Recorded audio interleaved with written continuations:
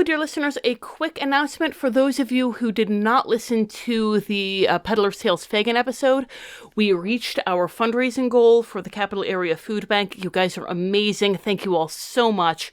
And that means that we are doing 2 horror movie minisodes. One of them is going to be Stephen King's It. We're going to do Dairy as a domain. I am super excited about it. But for the other one, we polled the donors who did not donate anonymously and asked what they wanted us to do.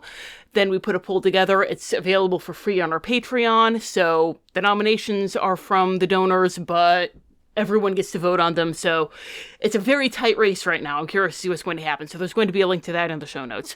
Also, while a lot of you were very generous, a lot of you were also very humble. You did not want to share your names, which says wonderful things about you as people, but also makes it difficult to track you down. So for the AMA, since we have so few people who donated with a name, we're going to open up the AMA to everyone. So whether you donated or not, you can ask a question. Just let us know whether you want it to be in the stoned AMA or the sober AMA. If you did donate, let us know. You know, if we have your name, then we already know. If you donated anonymously, if you want to just send us a private note, you can. But either way, let us know. We'll make sure to answer all of the questions that come from donors. If we get a gazillion questions, we might have to pick and choose some of them, but the donor questions are all going to be in the AMA, whether the stoned one or the sober one. And you can submit those through the usual ways of contacting us. You know, leave a comment on our YouTube, email us, leave a comment on our Tumblr or Facebook. Yeah, you know how to get a hold of us by now. Thank you all so much again for being awesome. Enjoy Wreck-It Ralph.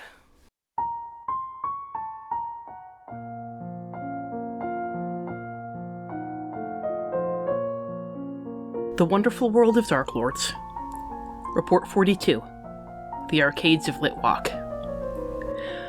I have traveled to several small and seemingly insignificant domains in service to my patron. A tiny village, a lone mansion, a bathhouse.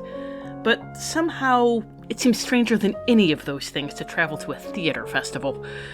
Of course, Litwalk is technically a town in its own right, but even after spending weeks there, I am hard-pressed to describe any notable features of the place beyond its endless theatrical performances.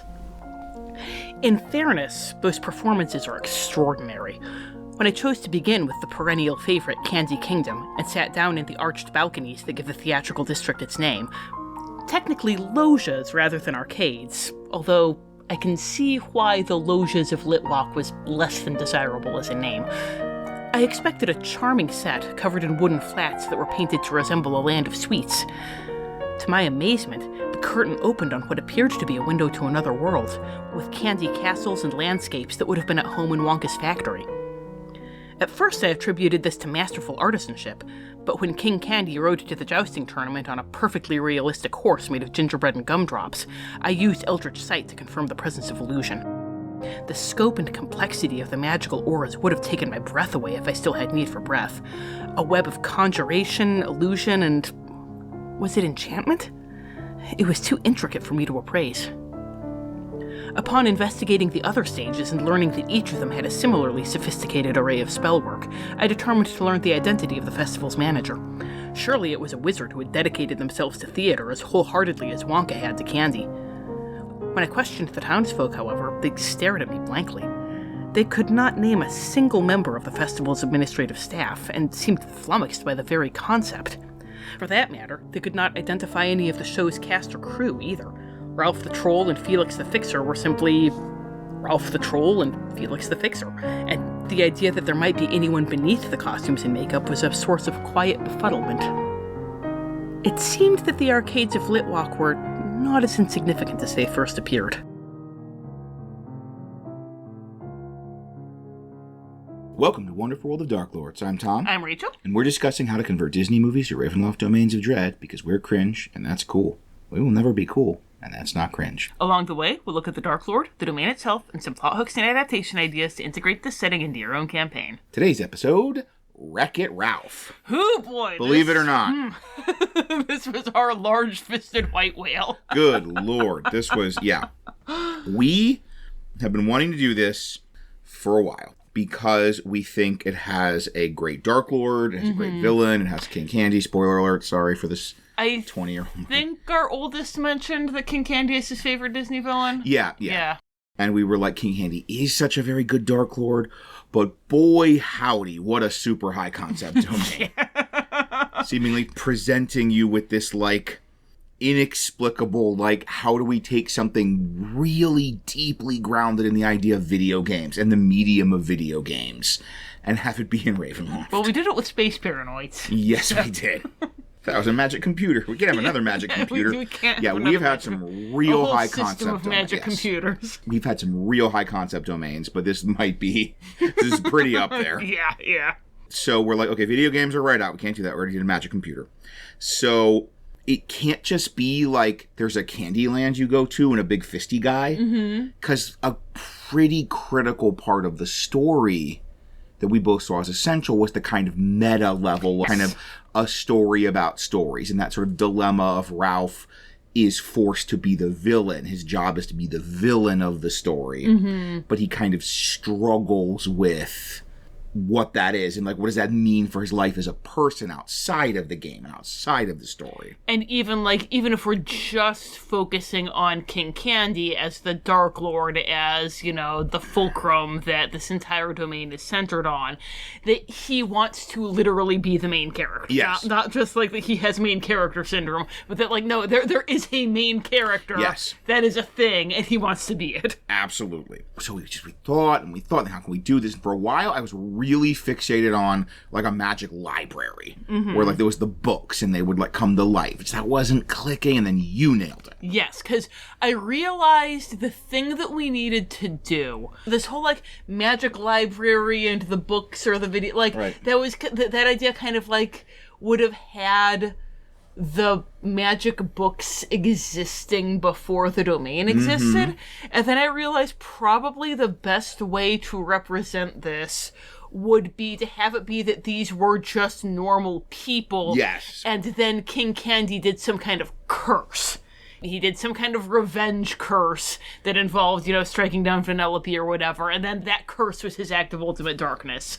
And so they had to be normal people, and what's the normal people version of this? It's a theater festival. Yes. They are characters in plays, performing all the time, and King Candy was no longer the star player Vanellope was, and he can't handle it. And that gives us the kind of perfect, like, there is the play, and that's like the equivalent of the game being played, but then there's, like, the off hours backstage. You get that, like, you have to have for Wreck-It Ralph. Yes. That, like, you know, Zangief and Satan and a zombie and Blinky the ghost from Pac-Man, like, socializing. Yes. So this could give us that. You could have a ghost and a bear man and a zombie socializing after hours. So, yes, theater festival, perfect, totally nailed it. Thank you.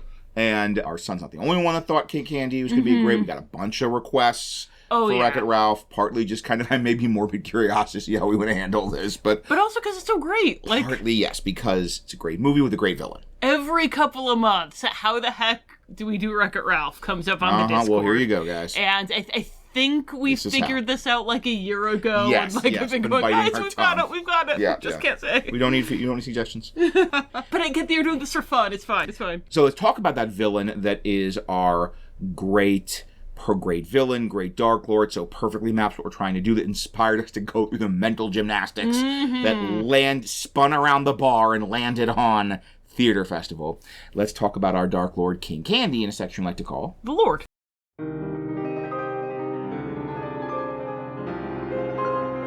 The Lord.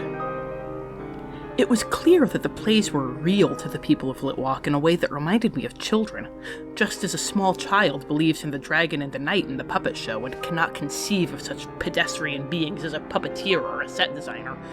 The audiences of the plays spoke of the characters as though they were actual people, performing the stories of their lives. As I learned from later interviews, the actors seemed to share this perception. Frustratingly, there were no records in Litwalk that might give me the names behind the plays, nor could I find any evidence that Litwalk had originated from within our lands. If it had clearly begun in, say, Cardicus, I could have traveled to that domain to conduct research on its origins and the identities of its actors, but there were no recognizable cultural signifiers, and the townsfolk were no help in this regard, or any other. There seemed to be no way to understand Litwalk except through attending the theater festival. I viewed several performances during my stay in the arcades and found that most varied only slightly in their presentation. Calhoun might deliver a line more forcefully in one performance of Duty of Heroes than another, or Raiden might finish off his opponent with more or less flair in deadly combat, but it was nothing beyond the pale of what one might see in any long-running play. The only exceptions, and the only times I ever saw anyone break character, were in Felix the Fixer and Candy Kingdom. Ralph the Troll was a broad pantomime villain who gleefully wrecked Felix's village of Niceland while the crowd booed his every word in action. In some performances, he seemed to deliberately hold back on particularly flamboyant shows of villainy if the crowd was becoming too excited, while in others he attacked the Nicelanders with something that crossed the line from ostentatious wickedness to genuine rage. With Ralph alone, I had a sense of the actor beneath the character. A man who could not accept that a jeer for a villain was as much a mark of praise as a standing ovation for a hero. This made me suspect at first that Ralph was the Dread Lord at the heart of Litwalk. However, subsequent showings of Candy Kingdom indicated that this play, too, enjoys a greater level of mutability than the others. King Candy's unnamed daughter was the only character whose performer changed from one show to another, with King Candy's 14 opponents in the tournament taking turns in the role. When she took her turn as the princess, Adora Beazle Winterpop fell from the balcony of the sugar-coated castle and broke her leg. As she was rushed off stage, the townsfolk finally provided me with some useful information. Apparently, the general consensus is that the role of the princess is cursed, and that if they did not cycle through the part, the unfortunate actor who assumed it would surely be incapacitated or killed. Interestingly, this was the only context in which I heard anyone discussing the plays in terms of roles or actors. The play's production suffered from other glitches, nothing too serious, but a broken prop here, a falling curtain there. It seemed that only Candy Kingdom endured the day-to-day mishaps typical to live theater.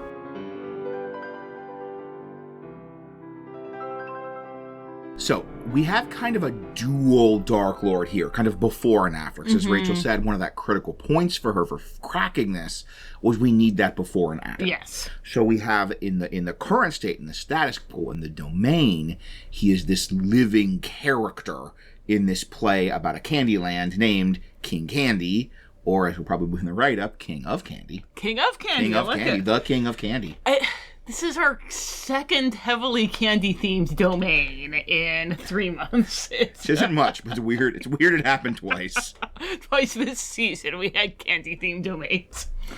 But before he was King Candy, or the King of Candy, at least similar to but legally distinct from King Candy, he was an actor named Tom Turbot. And he was, as Rachel said, he lost the lead of the theater company he was the lead of for a long time. That jealousy grew within him, led to a curse, led to him becoming a Dark Lord, led to him becoming King Candy. You know who he is, presumably. He's one of Disney's, I think, most successful surprise villains, and one of the best executed, that whole surprise villain thing of the 2000s. But every movie has. Yeah, good lord. That was they were on a kick, weren't they? They were. But you may not know what a Dark Lord is, other than the fact that from us, King Candy makes a perfect one. So, Rachel, what is a Dark Lord? Well, a Dark Lord is an evil being who commits some kind of act of ultimate darkness that causes the dark powers to say, "Why, hello, new friend, we want to play with you forever." And so they pluck that evil being up and they place them in a domain which is a special hell tailor-made just for them. There are some really good Dark Lords. There are some really not so good Dark Lords. So we are going to talk about the 4 qualities that separate the Strahd von Zaroviches from the... who am I going to pick on so as not to pick on Eric von Karkov this episode? Sorry, Eric von Karkov, I didn't come up with one. The Strahd von Zaroviches from the Eric von Karkovs. Yes. So the first... Old reliable. Sorry, Eric. So the first of those 4 elements is that act of ultimate darkness, the thing that Eric von Karkov is missing. They did a specific evil thing. They didn't just kind of become a Dark Lord through attrition. And in Strahd's case, it was that he killed his brother because he wanted to get with his brother's fiancée. The second element is what they call in Van Richten's Guide to Ravenloft the Torment. Because we're a Disney podcast, we call it they got what they wanted, they lost what they had. In Strahd's case, it's congratulations, you killed your brother, so he's no longer in the way, you have eternal youth, so you're not too old for Titania anymore, but you're too Strahd for Titania, and you always will be. Our third element is an element of tragedy and relatability. They're not just evil for the sake of being evil, there's something about them that makes us wince in sympathy, and in Strahd's case, it's that unrequited love is just the worst. And then our fourth element is that the domain reflects the Darklord and their curse in some way. Strahd is the Darklord of spooky Gothic Transylvania land. He is not the Darklord of Candy Mario Kart. Right, yes. Well, that'd be weird. Curse of Mario. He wouldn't blend at all. No. He wouldn't fit in at all. I would love to see a vampire Mario Kart, though. That'd be sick. And Barovia is a boring mud slump to reflect that curse of loneliness. Strahd doesn't have anyone around him to be an intellectual equal, even if he did want to get over to Yana, which he doesn't, because that's being a Darklord. So, before we add anything like what we were going to do to Ding Dang video games into Ravenloft, we were like, we have to do this because King Candy fits so well.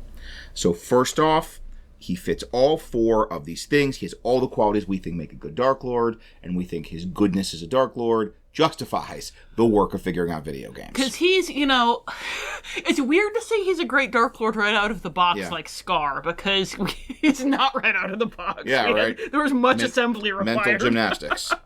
Triple Lutzes. But, if we're talking about just the four qualities, yes, 100% he has all of them. So we are starting with this actor named Tom Turbot. He was the star and leader of this theater company, and they would regularly do this play about a tournament, and he would play the character who was the champion. We think it's important, we can't really have racing in a play. That would just be silly. They just kind of run and then run around backstage and then run in front again. But we want to be about a tournament. We want that sort of theme of competition. Yes. It's like it's a play about a competition, and part of this thing is he wants to always be the winner.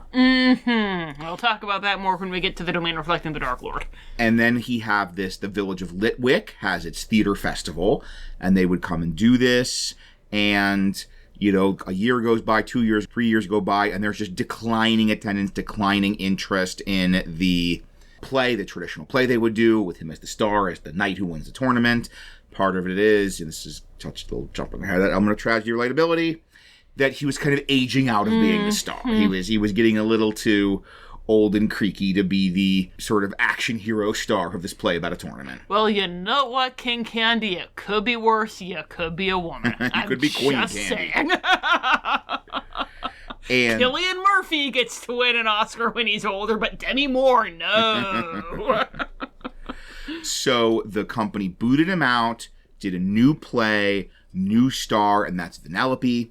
And it was going to be another kind of tournament, 'cause they have all the tournament stuff, but it was going to be kind of a fun, whimsical play about a tournament in, the Candyland, the Candy Kingdom. So this was going to be real, get all the kids in, get all the families in. It was going to be great. And even, Vanellope is very... We're seeing Vanellope as a Kender because she's obviously a Kender. So it's even they get this adult Kender who has all the acting chops of an adult to play a child. Right. So this way, that would be... Man, the real-life theater companies would kill for that. Yeah, right. But so you have your child main character that the kids can really, latch onto. And we were even thinking, kind of doing a Brave thing, where it's the tournament for the princess's hand, but then the princess shows up as a mystery knight and wins the tournament and has her own hand. Hooray, happy ending. So he had a part, and his part was the King Candy, the princess's kind of a jerk father, very, very minor part. And that is just... He was all excited when he was cast as King Candy, because he's the king. He's clearly the lead. He's not the lead. Burning with humiliation,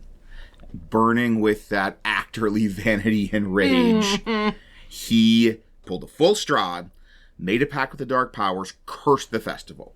He cursed the festival that he would always be the star, he would always be King Candy, and Vanellope would never appear on stage.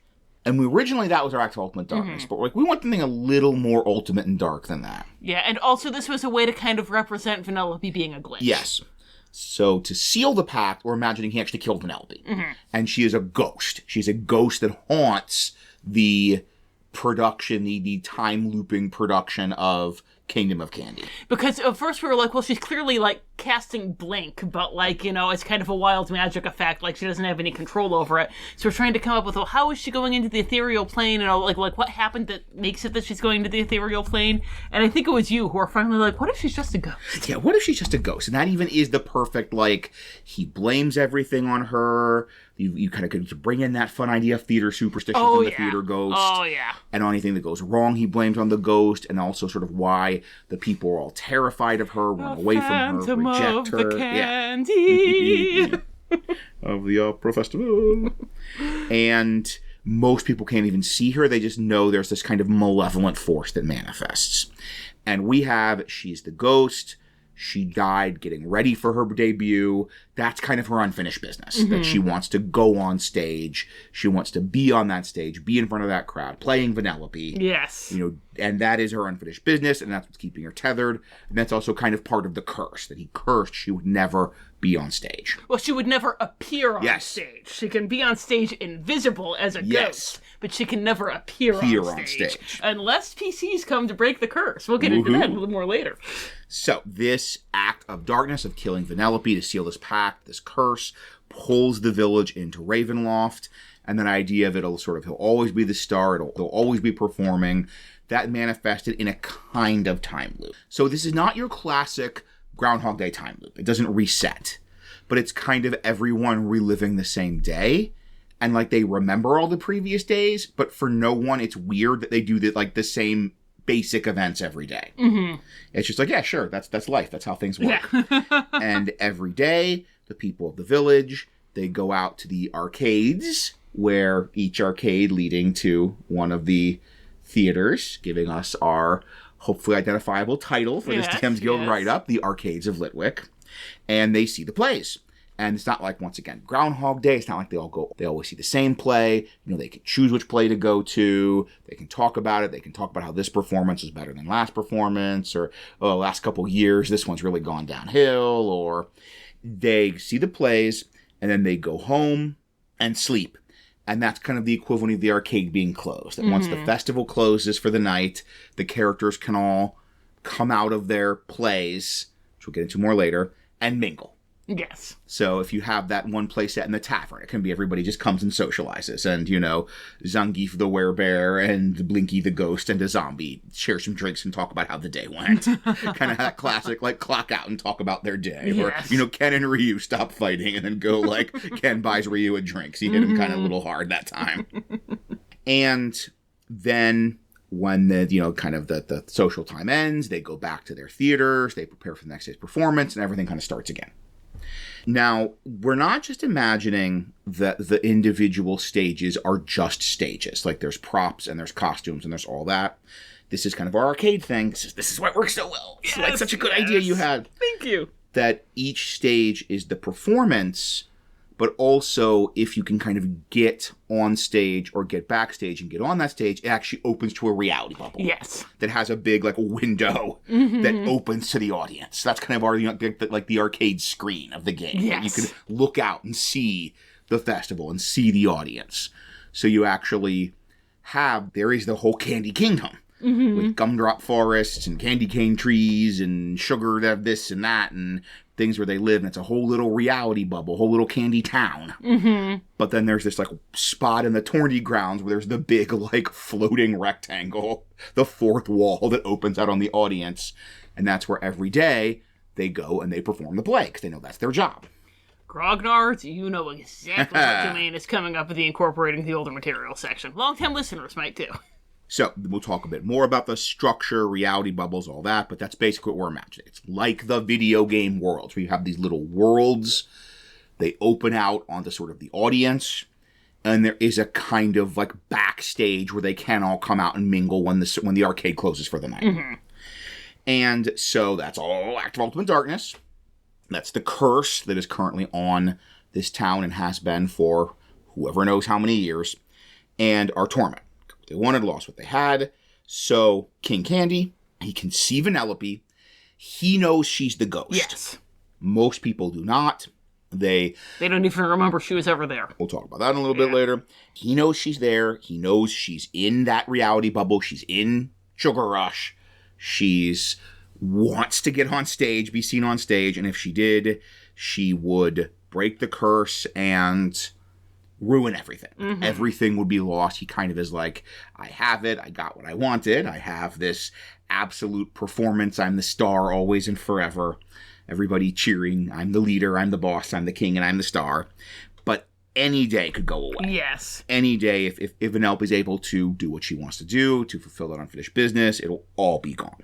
So he can't even enjoy that power and that triumph, because every performance, even the like, total rapturous applause successful. Once he has that little voice, is that it? Is that the last one? Is tomorrow the end? Yeah. So that every day he has to kind of wake up with that little splinter in his mind of, is this it? Is this the end? I need to rewatch The Prestige. I was like getting the applause when I be onto the stage. Also, this kind of gets into paranoia. Because, he did this, and he has that, like, what if someone else figures out, makes a pact, takes the theater festival away from him? Because there was the whole, like, when Ralph shows up in Sugar Rush, he freaks the heck out. He's like, are you trying to take over my game? Because that whole, like, accusation is a form of confession thing. That, like, he's convinced everyone is as awful as he is. Yes. And so someone else is going to think of this idea, and they're going to be the king in charge of everything, and he's going to be the guy who can't remember that he was ever anyone other Maybe than he'll be a ghost. Maybe he'll be a ghost, yeah. And so kind of a hostility to the other plays as well. So there's more community with the other plays. They, get out and mingle and have drinks together and are like, long-suffering coworkers. Yes. But he doesn't ever really get to be a part of that. Never King Candy, no. So then we have the element of tragedy and relatability. We kind of touched on this a little bit. There is that fundamental stab of human sympathy of, like, getting replaced. Yes, it's probably totally deserved, but you can't help feel that bit of empathy for everyone is saying you can't do the thing anymore. That you're too old, or you just don't have it, or tastes have moved on, and like kind of asking you to shuffle off out of the spotlight. Yeah, that's rough. We have the kind of aging that being part of it, because that brings in a little bit more tragedy relatability. We, that just fundamentally this is sort of an industry, even in a sort of weird, medieval, gothic-y version of this. This is an industry that is very cruel and very merciless and very, very ruthless to people getting older. And you even have the sort of coldness and ruthlessness of like, no, he was aging out of the part. It wasn't the wrong decision to stop doing this play and to stop having him be the lead. But it stinks. But that's so just the inherent unfairness of theater and performance and the fact that he's not really the right person to be the star anymore. Once again, going back to Demi Moore not winning the Oscar. Now I'm just imagining The Substance where Tom Turbo is Demi Moore. Yes, and then King Candy comes out of his spine. Yeah. Ooh. So then our final element, one that also we were able to work beyond like they're video games. He's a candy guy. It's full of candy. The domain reflecting the darklord's personality and curse. The idea that like people are trapped as their characters. Yeah, we didn't get into this because we were kind of talking about the time loop element and everything, but he had that like, I will always be King Candy. And the way that the curse reflected there is that like, it's not just that you've got John Riley, the actor who was playing Ralph the Troll, and he knows that he is John Riley. It's like, no, he thinks he's Ralph the Troll. He's Ralph the Troll, That's who he is. And this is his job, is to, in his play, he goes and he terrorizes the Icelanders. And, like, he thinks now that he is Ralph the Troll. He has no memories of ever having been John Riley. Yes, exactly. So they're trapped to the characters in the play. Some are okay with this. Some are pushing against it. But it's that just trying to live sort of in this box in society. And he is totally happy with that King Candy is because he's on top. He gets to be the king and the star forever. But it means all the people that are not that are also kind of trapped in this sort of narrative that has a kind of hierarchy. Yes. It's the whole, like, that he had this hierarchy, this, meat grinder system that he, became a victim of in a very real way. And now he is on top of that system, but he is just perpetuating it. There is still a hierarchy. This is still a brutal, brutal system. He's just making sure that he's the one on top of it. Exactly. And in a different way now. Now it's not like you're getting drummed out, you're not going to be an actor. Now it's, you're going to be the troll. You're going to be the ghost who never appears on stage. You're going to have a bit part forever. So the sort of core idea of that conflict of the limitations of being a character and what would it be like to like you are a character but you have an inner life and you have the sort of desire for a different kind of life, for emotional fulfillment, friendship, satisfaction that you can't do because you're not that character in the story. Like that, everyone is trapped in that because he's found a way to be happy. Yes. And then just in general, we have that line, this candy-coated heart of darkness. Yes. And that, like, this candy kingdom is, like, very brutal, very cutthroat, very, like, everyone's mean. Everyone in that game is so mean. Everyone in the game is so mean. Like, even you get when they're doing the race to see who the racers are, and they're just being so This is one of those, like, if you play this game, you're gonna lose friends. This is, like, sorry with cream pie. Yes. So, like... Blue Shell Mario Kart type stuff of, like... And that's even, like, we talked about this before, why we wanted the play to be about a tournament, because that kind of brings that element of, like, competition in the narrative. Yes. And even the idea of, like, meanness and violence in the narrative that I think is important for, once again, kind of, in the movie, it's reflecting King Candy and the world he's made. Yes, that King Candy, it's not enough that he is the main character of Sugar Rush. He has to be the winningest racer in Sugar Rush. Exactly. And, what a jerk. Yes, indeed. What a jerk. With kind of getting into that idea of, like, the hierarchy and this idea that he's putting himself on top, we have in here, there's some really smart stuff in Wreck-It Ralph, like, specifically about privilege. Yeah. That, like, you get all this stuff with Fix-It Felix, that he is just this genuinely sweet, clueless guy who has no idea how privileged he is and how much he's playing through life on easy mode. And he is benefiting from it and just genuinely does not realize it. And when Ralph points it out, he's able to recognize that. King Candy is fully aware of his privilege and he is weaponizing it. Yep. And the fact that, it's competition and there's a top, but that also means that there has to be a bottom, and that is the racers who lose, or, the people in the tourney who lose in this case. But it's also Ralph. Yes. That it's not just the bottom of the tournament in the Sugar Rush play, it's also the bottom of the social structure in the Arcades of Litwick. Yes, of villains or people that are losers in their stories, being trapped in those roles. Yes. So I know this was a little bit of a scattershot explaining why the domain reflects the Darklord, because there are a lot of ideas at play here, because Wreck-It Ralph is a smarter movie than it needed to be. Yeah, or that it gets credit for, really. Yes. So, then we have the powers and dominions, from the realm of the psychological, the narrative, the thematic, to the realm of the Dungeons and Dragons-ical, of, like, what is rolling initiative against this guy like? And so... we start with the basic stat block in Van Richten's Guide to Ravenloft. It always has stats similar to A, so they have a monster manual thing as the base.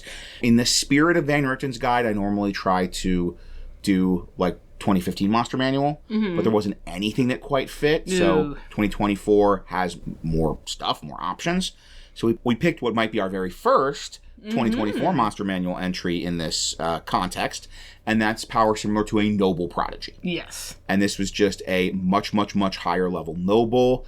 They had a lot of that social power of noble privilege, but also they could hit hard. They had, like, some spells and some combat stuff, and the idea is, like, you have this Baron that you want to be the boss fight of your game, and he's not CL 1/2. No. Then in terms of powers, the power just comes from being the king, the obedience of his subjects, the obedience of his guards. Like, everyone in Sugar Rush obeys him because he's the king, and they're sort of trapped in the kind of programming of the story of obeying him. And we also have that he is a good warrior, right? That he's made this so he is the winner of the tournament. In the movie, he is, like, a really good racer. He is, yeah. And similarly, if the PCs were to fight him, he would hit hard. Like, he is a good warrior. Like, he learned how to do stunt fighting, but, you're going to have some basics in how to do actual fighting if you can do stunt fighting. And then that's all, like, he's king, he's candy, he's king of candy. He hits you with a candy stick. But this is where we get a little, like, weird and a little more, like, domain lord power stuff.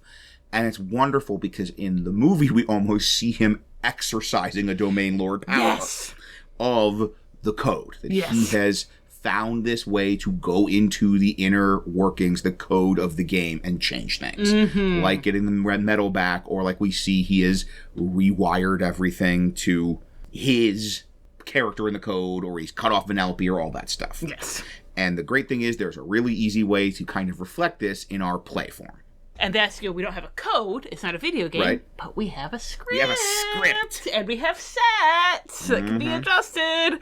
So once per day, he gets to alter the script. And The great thing is there's a thing that's altering the very fabric of reality. It's magic. Uh-huh. So he can cast once per day a second level spell, a first level spell, or a cantrip. No problems. Mm-hmm. No negative effects whatsoever. He's just made this minor little change to the script, which can include going in and saying, the set looks different, and suddenly the set changes. Mm-hmm. Once again, if you're thinking of Sienna, yes. And if he does that, then there aren't any major consequences.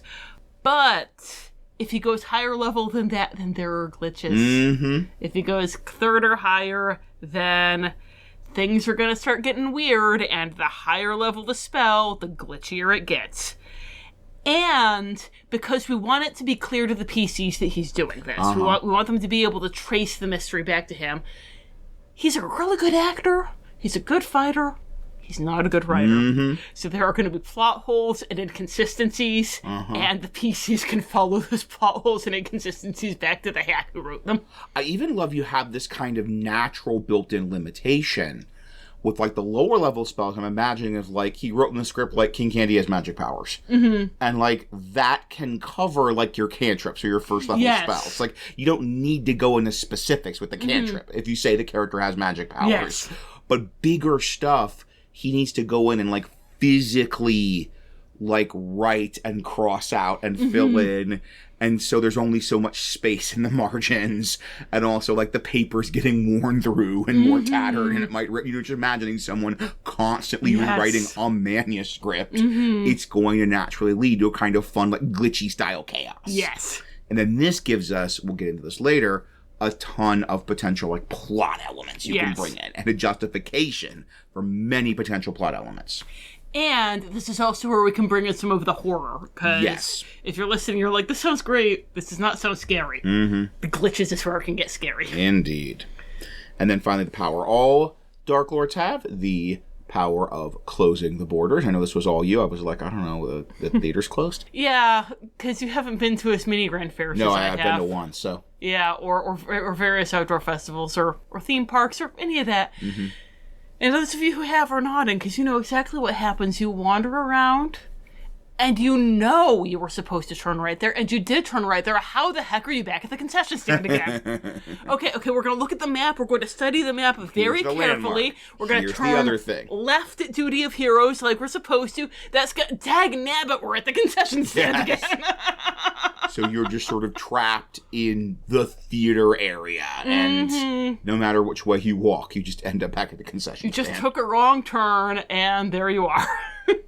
So, finally, in Van Richten's Guide to Ravenloft, after those powers, they have the role-playing trait Ideal Bond and Flaw.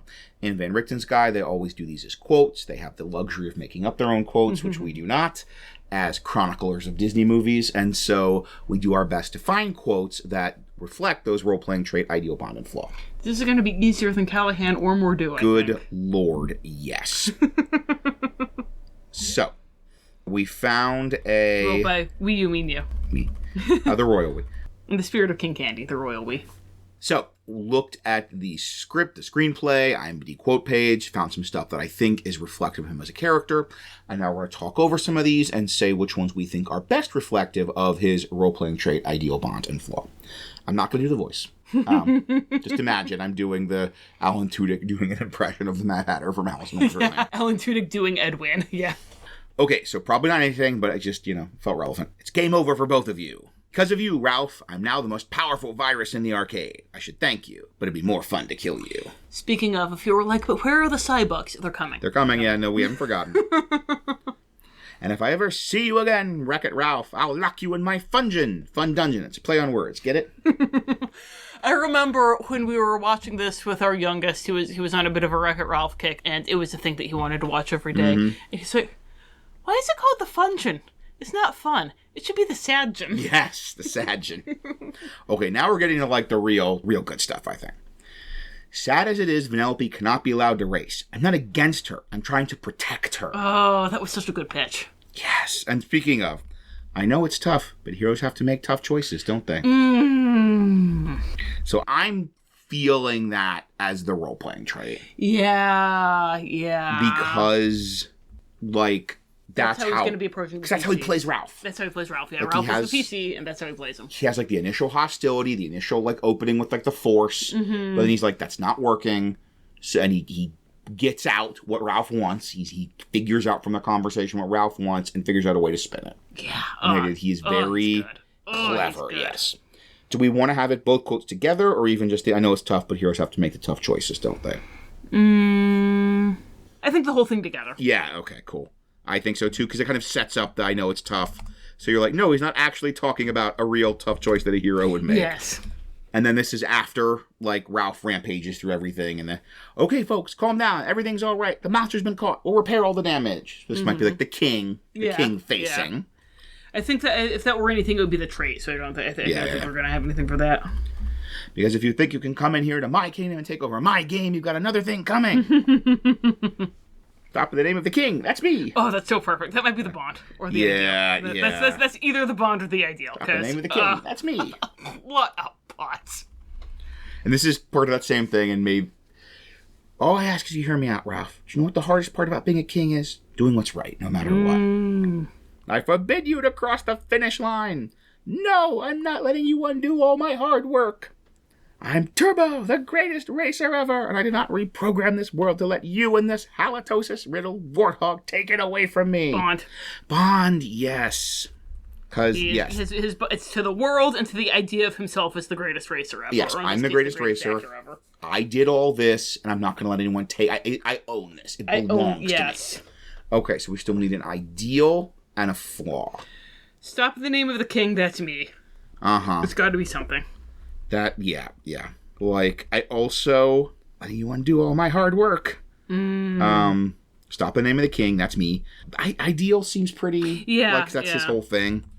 That's the it's like the couple of quotes that are the best for like everything. So I'm Turbo, the greatest racer, sort of also, the ideal and kind of also the flaw. Yeah. So we just need a good one that reflects the flaw.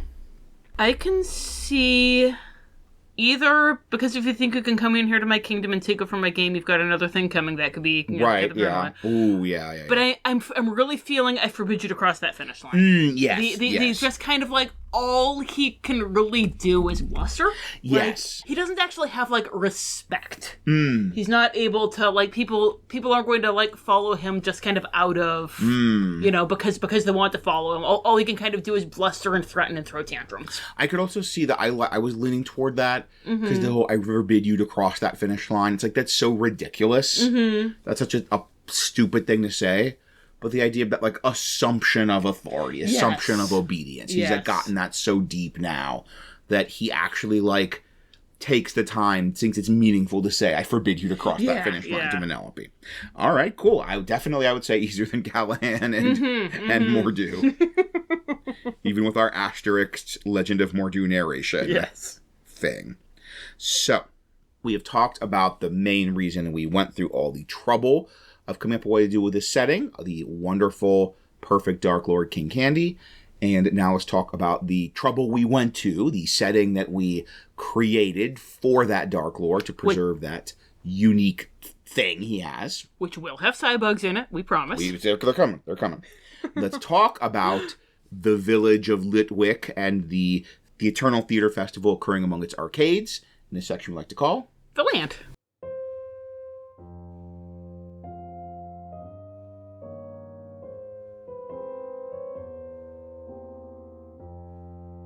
The Land. As mentioned previously, there is nothing notable about Litwick except its theater festival. The residents assured me that this festival had only been happening for a month or so, as the season had not changed from late autumn. This was true. Several trees still sported colorful leaves, and while the air was chill, there was no trace of snow in it.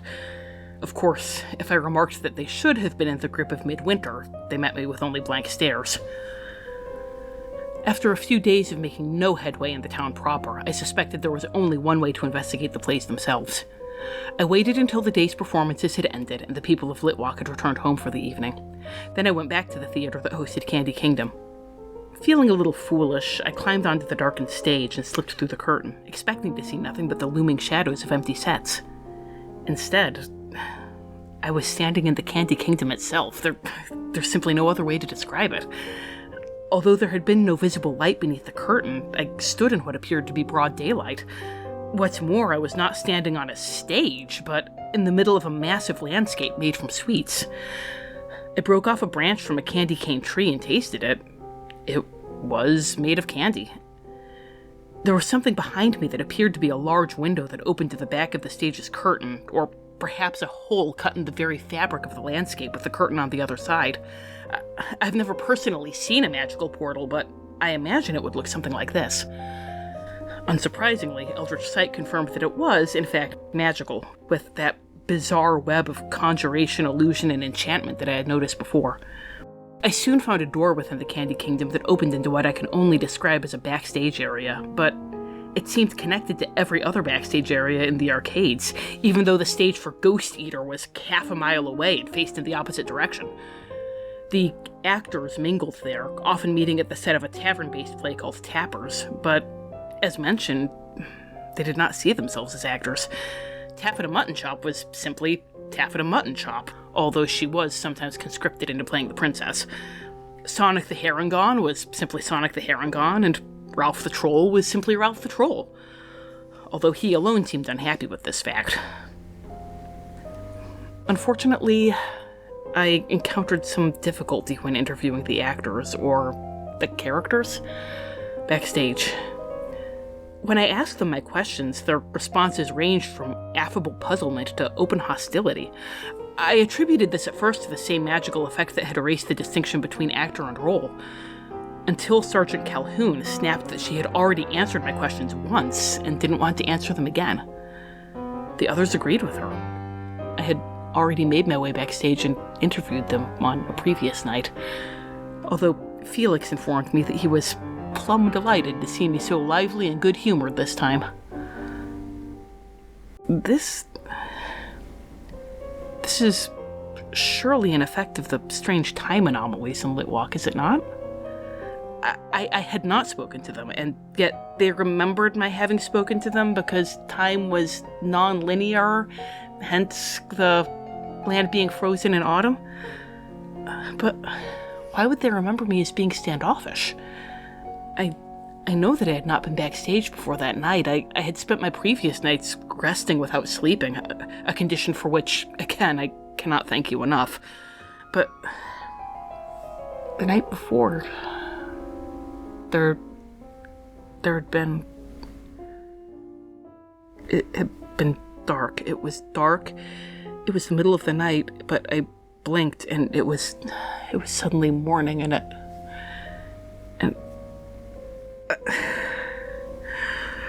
my nose is bleeding. I can almost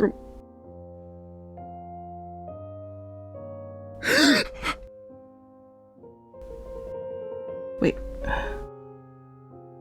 What was I saying? So, our domain, the Arcades of Litwack, and this is the sort of shell that contains the weird high-concept video game arcade in medieval fantasy time, is Litwack Village, and is a village is known far and wide across the domains for its theater festival. And one clue, if the PCs get there, that's we're in kind of a time bubble situation, might be that it is always late fall, no matter what season it is when they leave whatever domain. No matter what time of year they get there, it's always late fall. Yeah, and we wanted to go with late fall for like November-ish because, it's not going to be winter because you're not going to be doing a theater festival outdoors in winter. But we wanted there to be the short days and the long nights because so much of the activity is going to be happening at night. Basically Wreck-It Ralph takes place over the course of one night. Yeah, 80% of Wreck-It Ralph takes place over one single night in the arcade. And all of the points where these NPC actors are going to have any kind of agency at all and not just be, acting through their stories and everything, and when they're going to be able to have fruitful interactions with the PCs, that's going to be night. Yes. So we want that night to be as long as possible. So the theater festival, when Tom Turbot did this nonsense, was in November. Ergo, it is always November. Always November. And never Christmas. And most people don't know there's a time bubble. They've just heard of the theater festival. So every couple of years, a new company will arrive ready to participate in this theater festival. And they'll get, like, pulled in, and now there's a new stage. So, for example, just a year or two ago, we had a company ready to perform their dramatic The Duty of Heroes. When did plays get so violent and scary? And so we are imagining that, like, the village itself, the PCs are going to get there first. It's very empty. And that, it's one of those, they walk in, kind of a ghost town. They find maybe, like, the innkeeper or, like, one person at the general store who's got stuck there. And the person tells them everyone at the village is at the theater festival. So, Bowser's choice, go to the theater festival. And there are these walkways that have arcades covering them, because I have to. It's the name. And this is not referring to the video game thing at all. It's the architectural feature. So why don't you explain the architectural feature of arcades for anyone who might be confused? It's like a covered walkway, basically. To put it very simple as possible, it's like a covered walkway. And they would do in ancient times, there would be little niches, like the kind of covered walkway going in little niches. So that's sort of where the video game thing came from. Okay. I think. I'm not an expert on this. But so there's these covered walkways that go out and stretch these different, like, theater areas, outdoor theater areas, and some of them are empty. And we'll talk more about that later. But one was empty for a while and now occupies the Duty of Heroes, which is very popular as a new play. Yes. They go there, and these plays are going on, and you already immediately have this kind of interesting thing because it's not just like actors on a stage. It's like a window to another world. And the idea is that the actors, the characters, the Ralphs and the Felixes and the Calhouns have this impulse to perform. Like when the audience comes in and it's showtime, they just have this deep-seated, incredibly difficult to resist impulse to go and perform and do their play. Like enact their stories. To enact their stories, yes. And that is pretty much locked off. The PCs can go into those reality bubbles, those kind of arcade machines, those play world reality bubbles in the daytime. In the daytime, it's happening. It's on. They're enacting their story. But at night, the people leave, go back to the village, have some dinner, celebrate a little, and go to bed, and then everything's going to loop the next day. And at night, the characters can come out and mingle. And the PCs, if they stay there at night, they can do that too. And once again, the villagers just have this sort of impulse of, why would you do that? Like, the festival's over, go home. Yeah. But there's not like a rule or anything. Not like guards are going to chase the PCs away. It's just that the villagers have this impulse to not stay there at night. Yeah. But at night, the reality bubbles are still there. The screens are still there, floating in the air. But then the individual characters of these plays can get out and mingle. They can come out. And I love you had this great idea for how they could come out of their plays and all, like, mingle together. Yes, so there's, like, this backstage area. And all the backstage areas are the same backstage area. This is like our Game Central station. This is every play. There's the stage. There's the fourth wall, which is the part of the reality bubble, the little world that faces the audience. Then if you explore the reality bubble further, you'll find another little door, a hidden door that opens and goes to backstage. And I love the idea that no matter how the theaters are positioned geographically in the village, all the plays share this kind of extra dimensional backstage. Yes. So this is the main way. They tend to not cross, like, the screen line. But this is the way they can be mingling with each other. They do sometimes come out. They can step over the stage line and be in, like, the seating area. But they tend to do a lot of going from place to place backstage. So I mentioned we have one play set in a tavern, and everybody goes there and, has drinks and talks over how the day went. And yeah, you could have, say, Ralph sneaking into Duty of Heroes. Exactly, or the Rush of Sugar, or whatever we're going to call it. Candy Kingdom, or whatever. And like we said, it's not a classic time loop. Their memories don't reset. Like, they remember doing this story day in, day out, but it's their job. It's like they basically have the attitude of someone who is in, like, a long-running production of, somebody who's like Cats on Broadway. Yes. And they're like, I'm Mr. Melstopheles for 30 years, like 9 to, every day, 2 shows on weekends, every week for 30 years. And that's my life. And that's the same thing. Ralph's just like, I'm Ralph the Troll, and my job is to go and wreck Nicelandia and be driven away by Felix And I've done that every day for 30 years, but that's my job. Yeah, it's because I get like the most difficult to grasp thing here is kind of where the line is between them being actors and being characters. And to be honest, we're not 100% sure where that line is either. That's kind of the sticky thing here. But it's kind of, the idea of like, Mr. Mistopheles, he's playing Mr. Mistopheles. And like, he is Mr. Mistopheles. Right. Playing Mr. Mistopheles, and they're just kind of like enacting the story of this one time that Grisabella went up to the Heaviside Lair for an audience. And and then, maybe in this version of events, like McCavity did this, a kidnap old Deuteronomy thing, and by now he's really embarrassed about it. Yeah. And they like rib him about it, yeah. Thank you. This Cats thing is actually helping. Oh, wow, me how good. And they talk about how the day went, you did really good, I struggled, I stumbled with this line, we gotta I'm worried, our audience is diminishing. And this is where we can maybe bring in a little bit of the horror, because that hasn't been much of a thing other than the obvious, identity rewriting. The premise is very horror-filled, but the, status quo, unless you're in Duty of Heroes, isn't necessarily horror-filled. And it's this idea that there is, once again, the people of the village also are not in a time loop. They choose which play to go to every day. Some days they'll go to Candy Kingdom. Some days they'll go to Wrecker Ralph. Some days they'll go to Duty of Heroes. It's a pretty popular one because it's still pretty new and has good special effects. Because for the people in the village, it's not a Groundhog Day loop. It's kind of like the pseudo Groundhog Day thing that they talk about in Van Richten's Guide to Ravenloft of the theater festival. It's been going on for time. Yeah, a while. So it's a festival. It's a multi-day festival. And just, if you ask them exactly when it started, then they start getting nervous and change the subject. Exactly. They don't remember. And if no one goes to one of the shows for a couple of days, then that play gets canceled. The sign for that play is just gone. The stage is empty. It's not the reality bubble window on Another World anymore. It's just an empty stage. And it's just there until a new company comes along. So maybe once again, Duty of Heroes took over an empty stage. He used to have, Cubert. And the play about Cubert. And then that got unpopular, got canceled. Because you need that edge of being jumped. You need that kind of edge of stakes. Yes. That we have with Wreck-It Ralph. Yeah. With it's not just, is Ralph going to self-actualize? Is Vanellope self-actualize? It's got that bigger kind of world stakes of no, Ralph's stuff might end up with his game being junked.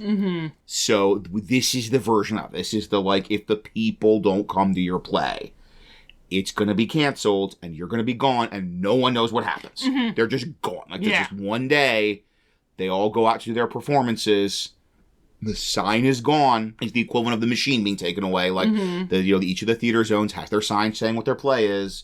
That one's blank, and then they're not going to show up at the next backstage night thing. Yeah, so it's like Cubert's not hanging around in the backstage begging for cherries. Cubert he's gone. They vanished, yeah. And we're thinking, if you really want to have this sort of escalating dramatic stakes, you could even be and that's been happening more frequently. It's been getting less leeway. It used to be maybe you had a couple of days to sort of turn things around. Yeah. But now it's if nobody comes for 1-2 nights, you're done. And now there are more empty stages than there were before. Yeah. So that is our kind of general, that's long, because we had to kind of go into the overall concept. It's another high concept domain. Yeah, hooray, that's what we do best. And now we have the noteworthy... Let's wait until Inside Out, guys. Yeah, right. For the feature section, normally it's places, locations, village, whatever, who cares? It's a dumb village with dumb village things. There's, a general store. You want to buy a longsword, the blacksmith shop's closed for the festival, so tough for you. Yeah, everything's closed for the festival. Everything's closed for the festival. It's like a Ren fair. You can go get a turkey leg. Yeah. Yeah, you can buy food and maybe there's somebody working the general store and somebody working the inn. So you can get a turkey leg and some rope. If you wanted a rope. Needle and thread to tarn your socks if you don't have mending. And is this the adventure you're here for? Then we have the specific plays. We've touched on some of these already, but we do want to kind of sit down and explain them in a slightly systematic way.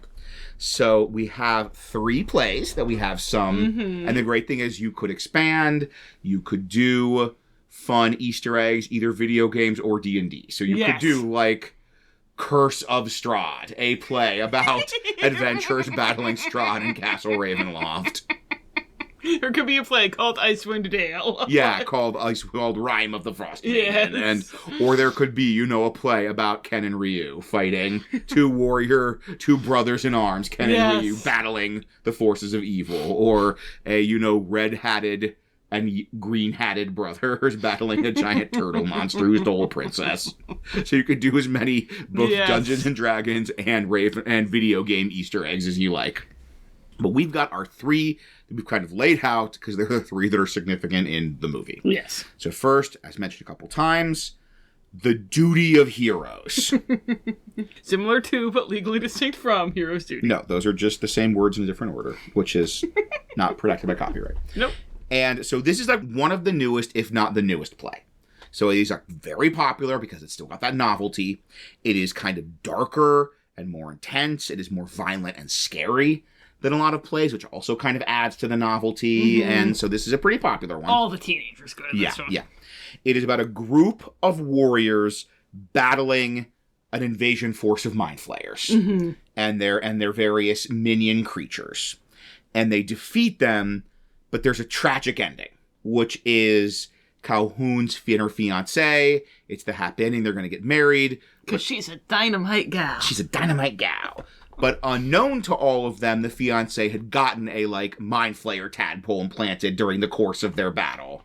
So it ends with, it hatches and they have to destroy him. So it's got that, dark, bittersweet end credits kind of moment. And we've mentioned this. We're going to come back to Cybugs. And this is kind of one. We have a couple of pieces that are going to get us to Cybugs. Yes, this is one of them. Yes. And we're leaving Cybugs as an optional thing.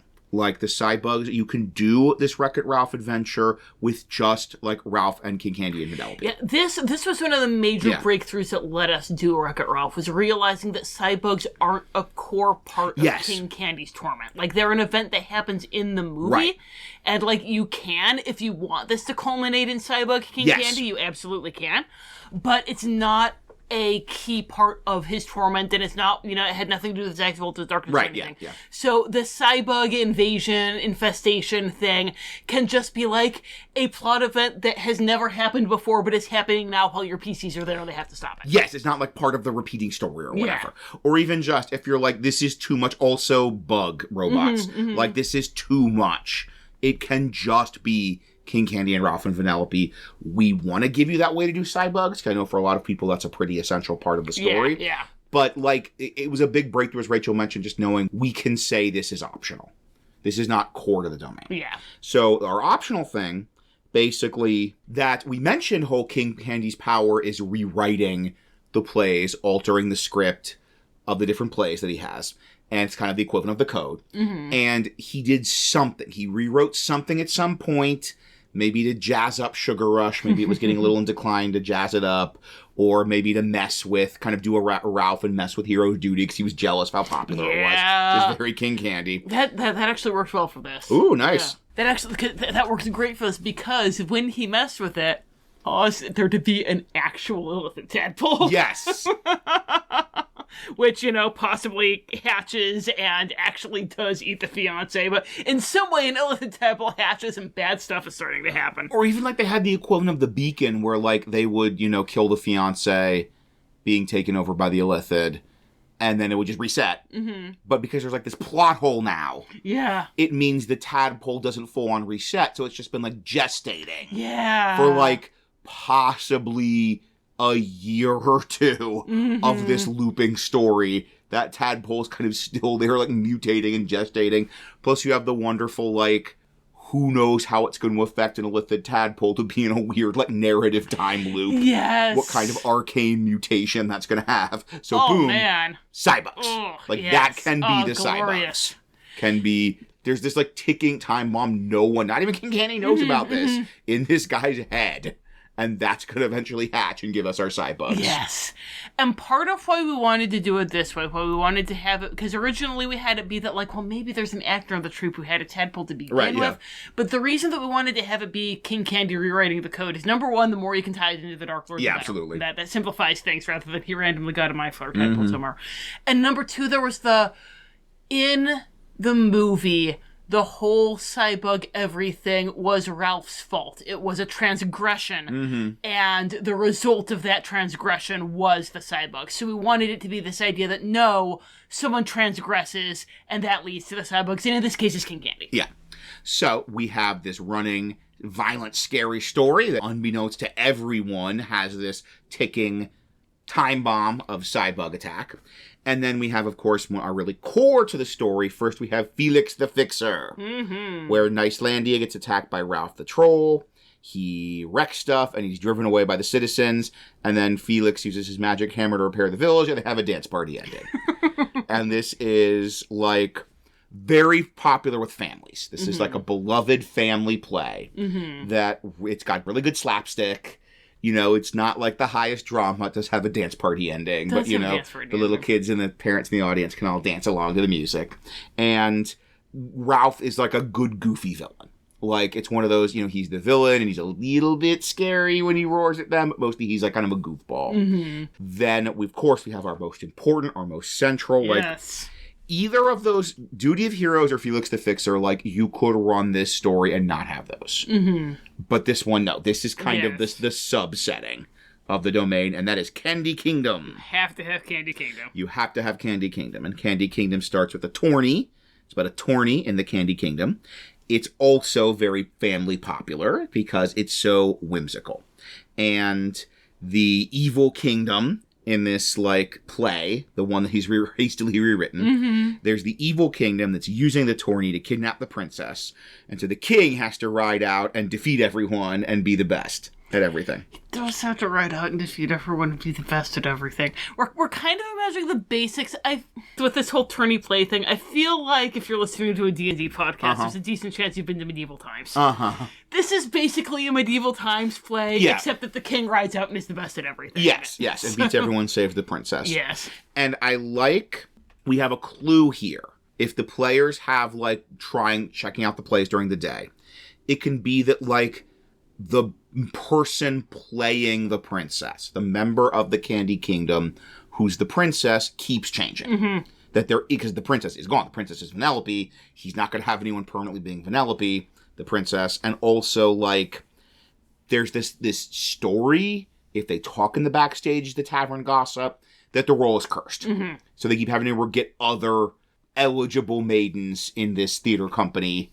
You don't have to get Taffeta or Candlehead to be the princess. It's like Taffeta will be the princess, and then she'll break her leg, and Candlehead has to be the princess. And then, you know, Rancis Nutterbutter has to be the princess. And so, like, bad things keep happening. And once again, that's a nice plot hook for the PCs of, there's something with this, like, princess role, it's cursed, and they're talking about a ghost. And that might get them on the track of Vanellope. Yeah, that might, like, even be a nice little fake out that they think it's like a Phantom of the Opera kind of thing. Yeah. And they're like that. Once again, you can get this just from, like, the tavern talk in the backstage at Tappers. They could have, there's a ghost in that theater. It's cursed. It's haunted. I think it's an excellent suggestion. Set it up as a fake out Phantom of the Opera. And then they, like, explore, and they're like, no, actually, it's Vanellope. Yes. So those are our 3 specific plays that the PCs might choose to interact with. And we've talked about how, and we'll talk a little more in the future, about how, like, each of those plays has a kind of unresolved tension. We have the cybugs, then we kind of implied it, but, you know, obviously Wreck-It Ralph, it's there. It's that Ralph's getting fed up with being the bad guy. He's getting fed up with everyone in Niceland treating him like a jerk even in off hours. But again, it's like McCavity. Like, he did this stupid thing, like, 20 years ago, and no one is ever going to live it down. And, of course, the Vanellope story and the King Candy story. And we will talk about how those might intersect, and we'll talk about what your PCs might do with these intersecting stories in this theater festival. Rachel, what do you do with it?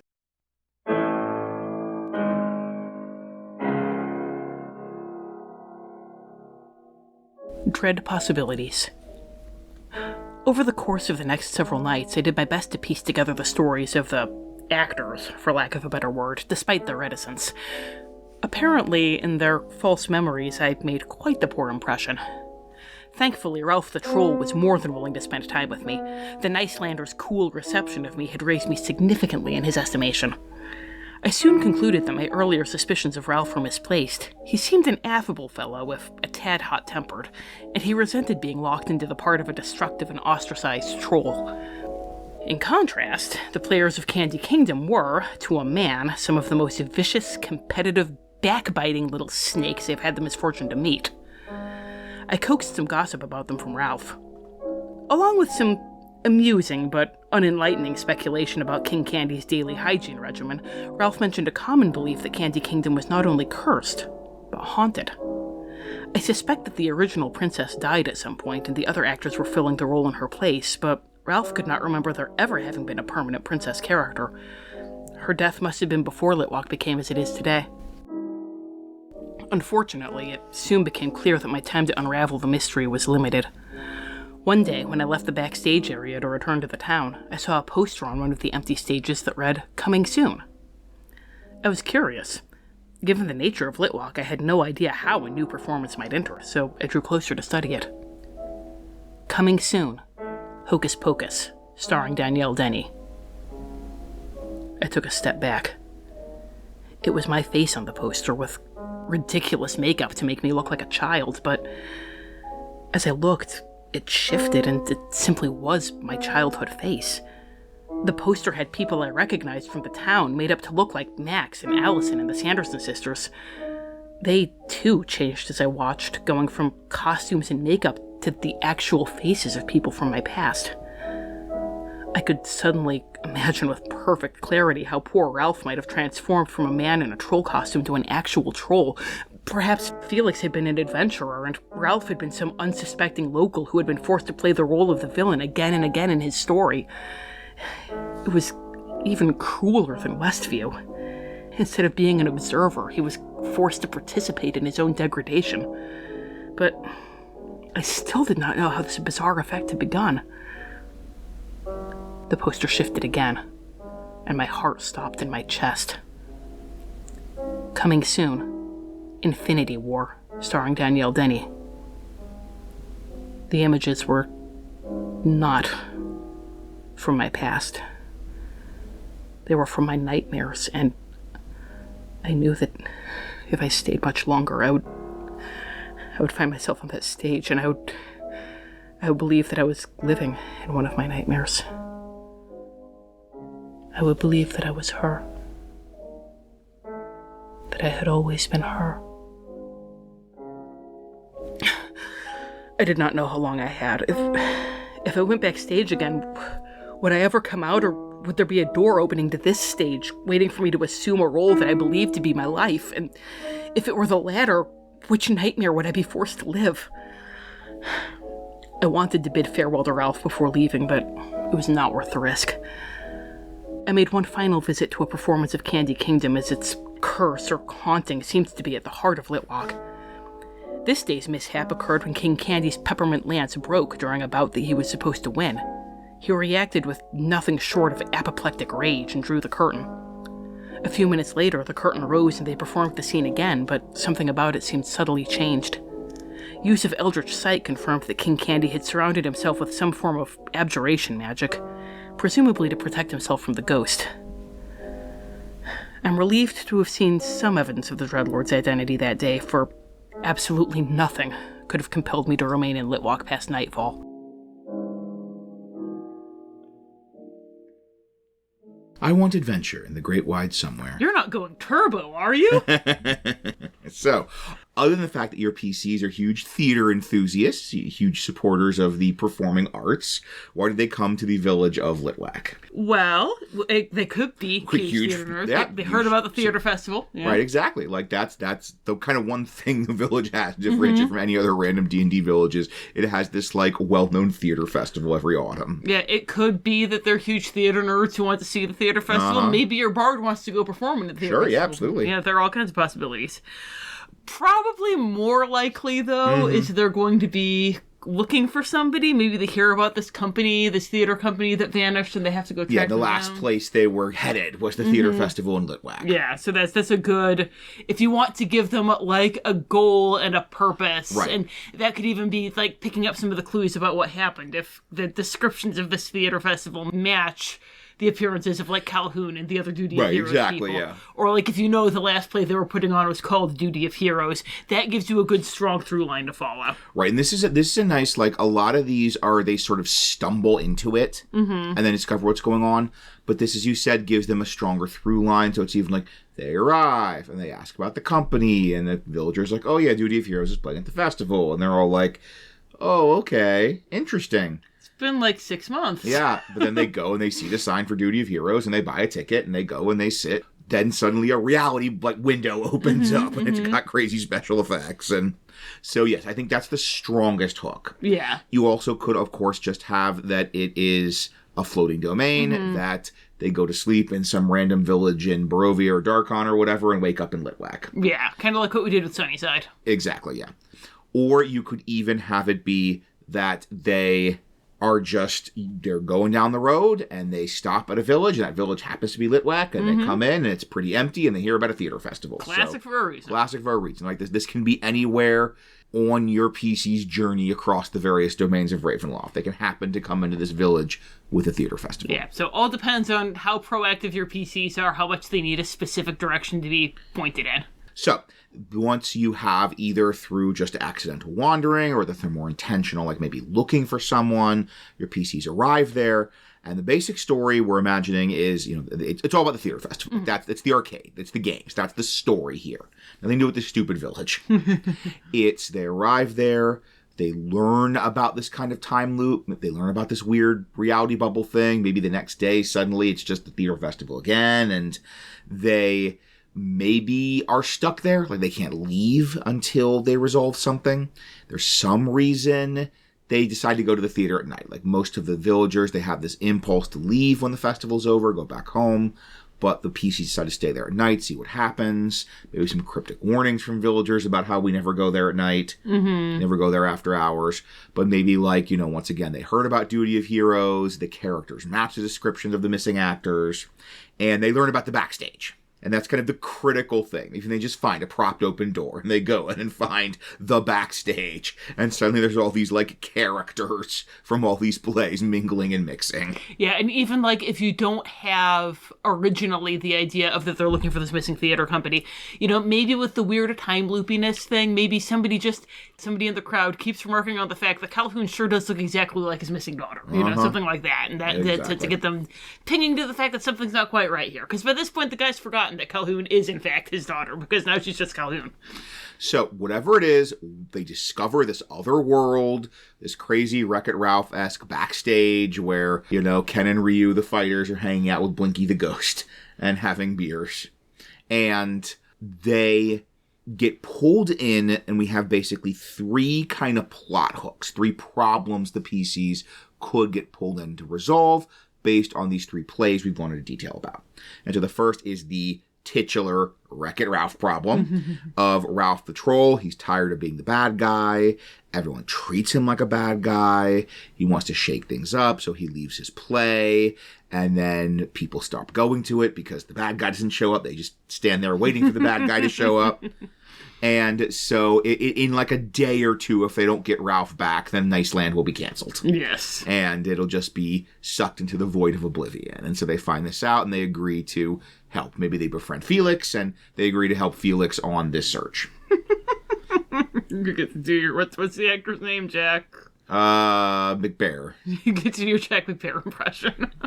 And this is nice because it's we were watching Wreck-It Ralph, and it's you have the Ralph Vanellope stuff, but then Felix and Calhoun are kind of the PCs. Yeah. That's the role that they would be. She is literally a heavily armed transient. She is heavily armed transient, now that you mention just it. kind of wandering into this problem and trying to deal with it. Through violence? Through violence, yes. Through violence and magic hammers.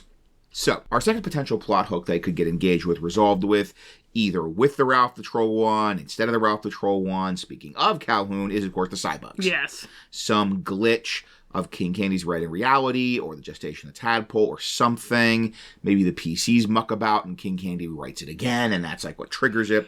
Yeah, you can see if they're investigating, if they came in to investigate Duty of Heroes or whatever, or if they get, signs of Vanellope being a ghost and they're trying to figure out what's going on, then King Candy, escalates, and that brings the Cybugs in. So, they have these weird mind flayer bug creatures that hatch out of this tadpole and poor Calhoun's fiance's head and start laying eggs and start spreading.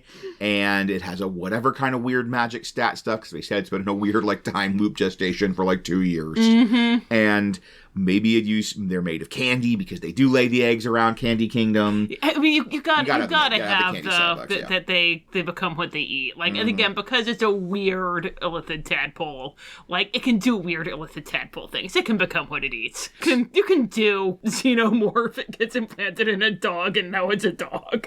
And so that's kind of the timers. We have these eggs. We have this hunt for the Cybug. You're basically, as we said, doing the Calhoun story. Calhoun is the PC, the heavily armed transient. Mm-hmm. And this is your action. This is if you want a big combat climax. Mm-hmm. If Calhoun wants to be just blasting things left and right for the climax. This is also good if you don't want to get too into the metaphysics. If you know that this crazy high concept Wreck-It Ralph domain is going to give your players headaches, or if it's giving you a headache right now, you don't have to get into all the weird play metaphysics. It can just be a monster mash, and that's fine. And the nice thing with this monster mash is it's not like with Wreck-It Ralph. It's there's a combat element of fighting the Cybugs, but also I think a really satisfying narrative. We can beat them with cleverness. Mm-hmm. With the movie, it's the beacon that Ralph's able to kind of recreate the beacon. With this, it could almost be okay, if we can recreate the end of the play, that'll loop it back. Yeah. Yes, if we were able to in Candy Kingdom recreate the final scenes of Duty of Heroes, that'll wipe the clock and reset everything, get the tadpole back in that guy's head. And so poor guy. So that could even be a nice we have combat, but it's not just we fight Cybugs, then we fight a really big Cybug that's also King Candy. Mm-hmm. It's we fight Cybugs, but there's a sort of clever solution that takes care of it all. You have the weird illithid tadpole thing, and you have to declare your love for it before killing it. And just if you want a weird crossover of Wreck-It Ralph and Slither, then this is the storyline for you. I love you too. So we mentioned this is the one you could optionally, you could have the Wreck-It Ralph story, you could have the Cybugs Calhoun story, but you have to have the Candy Kingdom story. Yes. So whatever other plot line you decide to do, your PCs are gonna, for some reason, get pulled into Candy Kingdom. They're gonna meet the ghost. They're gonna kind of learn how to make contact because they're not frightened of the ghost. It's all the character people in Candy Kingdom. And she can't move on until she's in the play. So you can help her do that. That would be full resolution with some obvious problems we'll come back to in a minute. But the nice thing is, you could also kind of resolve this issue if you got her to leave the domain with you. Yeah, because the terms of the curse are that King Candy is going to be the star forever, and Vanellope will never appear on stage. So if you get Vanellope to appear on stage, to figure out some way to make her visible on stage for everyone can see her, then that might break the entire domain. Yes, you might crack the whole domain open. Yeah, which would be fun. That's not a thing PCs get to do very often. This is such a pathetic little penny ante domain. Right, I think the Dark Powers will let you get away with it. Mm-hmm. So, that could actually be a really fun and new thing to do, is just shatter the arcades of Litwalk by doing this. Or, again, like Tom said, you could get her to leave with you, get her to move on that way, and then she's not hanging out waiting in the wings anymore. She's happy. And, King Candy can just continue doing his nonsense that keeps falling apart more and more because he's micromanaging every aspect of the plays, glitching them up and making them fall apart. So his torment's still ongoing. So, whether you want to wreck this domain or not, you can wreck it. You could wreck it. You could wreck it. but whether you want to wreck it or not, You're so good. If Vanellope leaves with the PCs, then it could be she comes back to life when she leaves, or even she could be their little spunky ghost girlfriend. And honestly, like, having a little ghost girl on your team, that sounds pretty cool. Yes. Or, she could, like, once she is able to leave Litwalk, maybe instead of coming back to life, she just kind of, like, she goes into the light. Yeah. But not in a weird Sidebug way, in an actual, in a poltergeist way. So the great thing is, you have a couple potential combinations. We kind of have 3 stories going on, 3, like, ticking time bombs to be set off by the PCs coming into this situation, give it something to resolve, and you could combine all of them and do the full Wreck-It Ralph. So you couldn't just you start out trying to help Nicelandia and get Ralph back. You follow him to hero's duty. He messes up the play, which, like, triggers the Sidebug thing. And then you follow them into the Candy Kingdom, and then you meet the quote-unquote ghost, you meet Vanellope, and you kind of resolve everything. The relationship with Vanellope, help Ralph kind of realize his own worth, have some more confidence in himself, and then you also kind of help Vanellope appear on stage when you are resolving this giant Sidebug attack issue.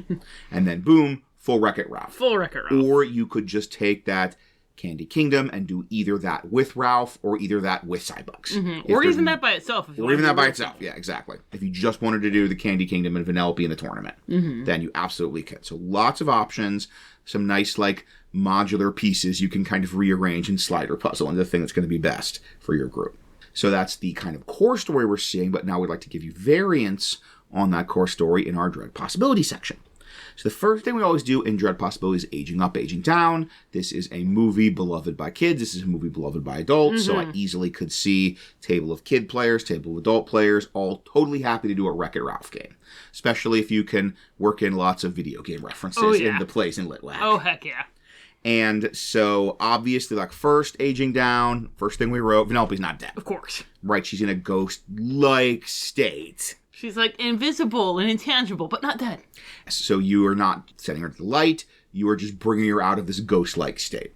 The other big thing, and this is where we're kind of transitioning from aging down to, like, a full-on AU, is, like, kids are not going to be happy till they fix the whole thing. Yes. Till they get Vanellope on the stage, they break the curse, they overthrow King Candy in his sweet tyranny, and they kind of, like, fix the whole world of this arcade. They hit the curse with their magic hammer, and they fix it. And maybe they could even, like, be okay with this time loop thing still going on, but they're gonna want to get King Candy out of there. Oh, man, and this could even be a, like, if they're able to fix it with getting King Candy out of there and, like, ending the curse and everything, like, they're even gonna get to have the whole Ralph is gonna be his, like, regular actor self again, and everyone's gonna be like, oh, we're so sorry! That's gonna be, sweet, sweet candy to these kids. Have some candy. And this is, in this case, it wouldn't be a, like, Ravenloft domain. It would be just this curse. That's the great thing is their curse is in Ravenloft. Oh, heck yeah. Not every town with a weird time loop in Ravenloft is a domain. Some of them just have curses. Ravenloft is weird like that. So you can just be cursed, in which case absolutely no darklord plot armor. They can just figure out how to get Vanellope on stage, maybe with the help of Ralph proving he's a true hero, maybe in the middle of a big Sidebug attack to, like, add, violence and dramatic tension and stakes. They get Vanellope on that stage in front of the audience. The curse is broken. Everything's back to normal. Either all the theater stuff is over, or it's still the theater festival, but now Vanellope is the Candy Princess and they're doing the proper play, and she gets to have her starring role. So, this is also a good potential thing for adults that are, like, really, really want to break the curse. Yes. This is the one issue. If we set this up and say, okay, he killed her, and he gave this curse, and part of the curse is she is never gonna be on stage, you're setting yourself up for, like, the obvious things for genre-savvy players of any age to go. Is, okay, we just need to get her on stage and we'll break the curse. Yes. That's the first place my mind would go if I were given this scenario by a DM. Yes. And by having it just be a town curse and not a darklord curse, you can, like, let them do that breaking the curse. And again, maybe it's a little Penny Annie domain that the Dark Powers don't care about, and there are going to be pieces of the Candy Kingdom floating around in Clore when all of this is done. Who knows? So this might be something for your younger players or your adult players that are a bit more genre savvy and craving narrative closure, but what about for just regular adult players? Oh, when he goes into the beacon at the end, he's getting sucked into chlor. That's Ooh, sick. that is good. Okay. That is good.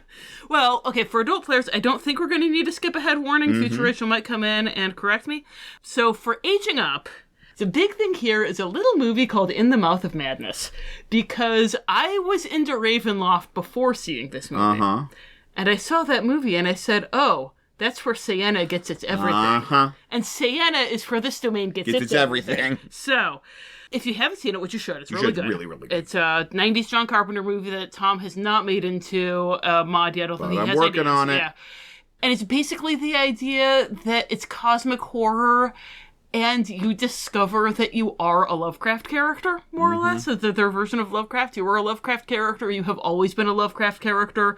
Like, you have no free will. Everything that you've ever done has been created by him. Like, crazy reality warping goodness, and you can bring a lot of that into this domain. Yes, like, you can have stuff with things keep shifting in a really weird, creepy ways between scenes as King Candy is rewriting the scripts. And there was the idea that, like, Sam Neill's character in the movie was becoming a character in the Lovecraft book. You could have the idea that the PCs are becoming characters in a play.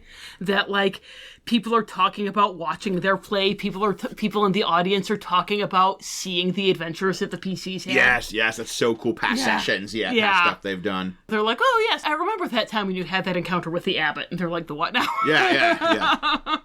That was my favorite part of the entire play. Yeah. Oh, it's going to be so creepy for them.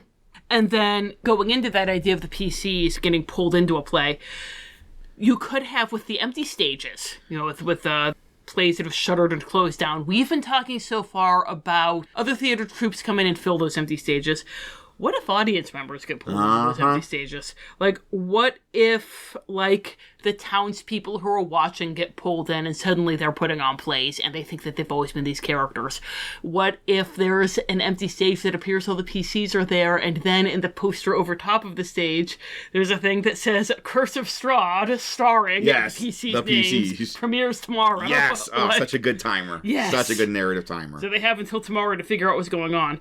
You could get into some more horror of, like, with King Candy, changing people's memories, rewriting people, the idea that people are totally different from one interaction to the next, or that they remember things that they shouldn't remember. You can get into the idea of, like, they're real people trapped as characters, like, maybe they start kind of glitching. You get to see a sign of their actual personality starting to break through. Sort of like your King Candy Turbo kind of deal. Or like kind of like with WandaVision, where they kind of like freeze and the actual person starts coming out. You can get a lot of WandaVision. Yeah, honestly. And we also, we made a mental note to write the quote down, and then we didn't write the quote down. But when we were watching Mouth of Madness, there was a scene where, like, Sam Neill's character is trying to get this, like, monstrous character to do something, and he says something about how, like, he has to do this other thing because that's the way he's been written. And you could do something really interesting and scary with the idea of Ralph having to be a villain. That, like, you could do some stuff while he's in character as Ralph the Troll in Niceland, where he just beats the absolute crap out of your PCs and is being mean and awful and just cruel and laughing at them. And then afterwards he's like, what? That was my character. My character. It's what my character would do. It's what my character would do, exactly. And then, if you really want to get Mouth of Madness, then you could go full on. The PCs are making King Candy rewrite the script so much that everything just kind of starts melting apocalyptically, and things get all Event Horizon up in here, speaking of full movies. Apocalypse. Full apocalypse. Do you have an Event Horizon adventure? Check DM's Guild. So, the aging up is more or less Run It As Mouth of Madness. Run It As Mouth of Madness, but with candy. This candy-coated Mouth of Madness. One final AU to offer, and we've been having this whole theater festival, these multiple plays. If you wanted to simplify the story, it could be there's one play and it's Sugar Rush. And that all the sort of characters are in that. So Ralph is like the Black Knight, like the troll that the king fights in Sugar Rush. You could have it be the Cybugs are these weird candy bugs that come from a glitch in the play from King Candy rewriting it. If you really just want to simplify and just have like one theater, one reality bubble, one play. You can compress it all in a sugar rush. And especially maybe if the weird metaphysics of all the different plays is a little tricky, this is minimizing some of that. You still have the whole characters in the play versus character in off hours things, but it's just kind of one world and one set of characters. So this is honestly something I might like to run just because it's simpler. It is a lot simpler, yeah. This is probably what I would do also, and even like having Ralph be the Black Knight in the Sugar Rush play, like that's enough of a change that it might throw your players for a loop enough that they don't quite have their feet. Whereas if we're doing all of these different plays that represent the games in the arcade and Wreck-It Ralph, they're going to know exactly what we're doing. Indeed. But it also might be a nice way to do a twist. Like, actually, there's this villainous Black Knight, but then actually the twist is he's a really nice guy who just has to play the villain and wants respect. Yes. So, as always, whatever's best for your gaming table. Whether they prefer the multiple games, all the arcade pastiches, or they kind of like the reality bubble, the character versus the character, but in a more simplified form. So we've talked about a whole branch of possibilities of running stories in this Wreck-It Ralph inspired domain. And now let's give you our parting thoughts in a section we like to call Parting Thoughts.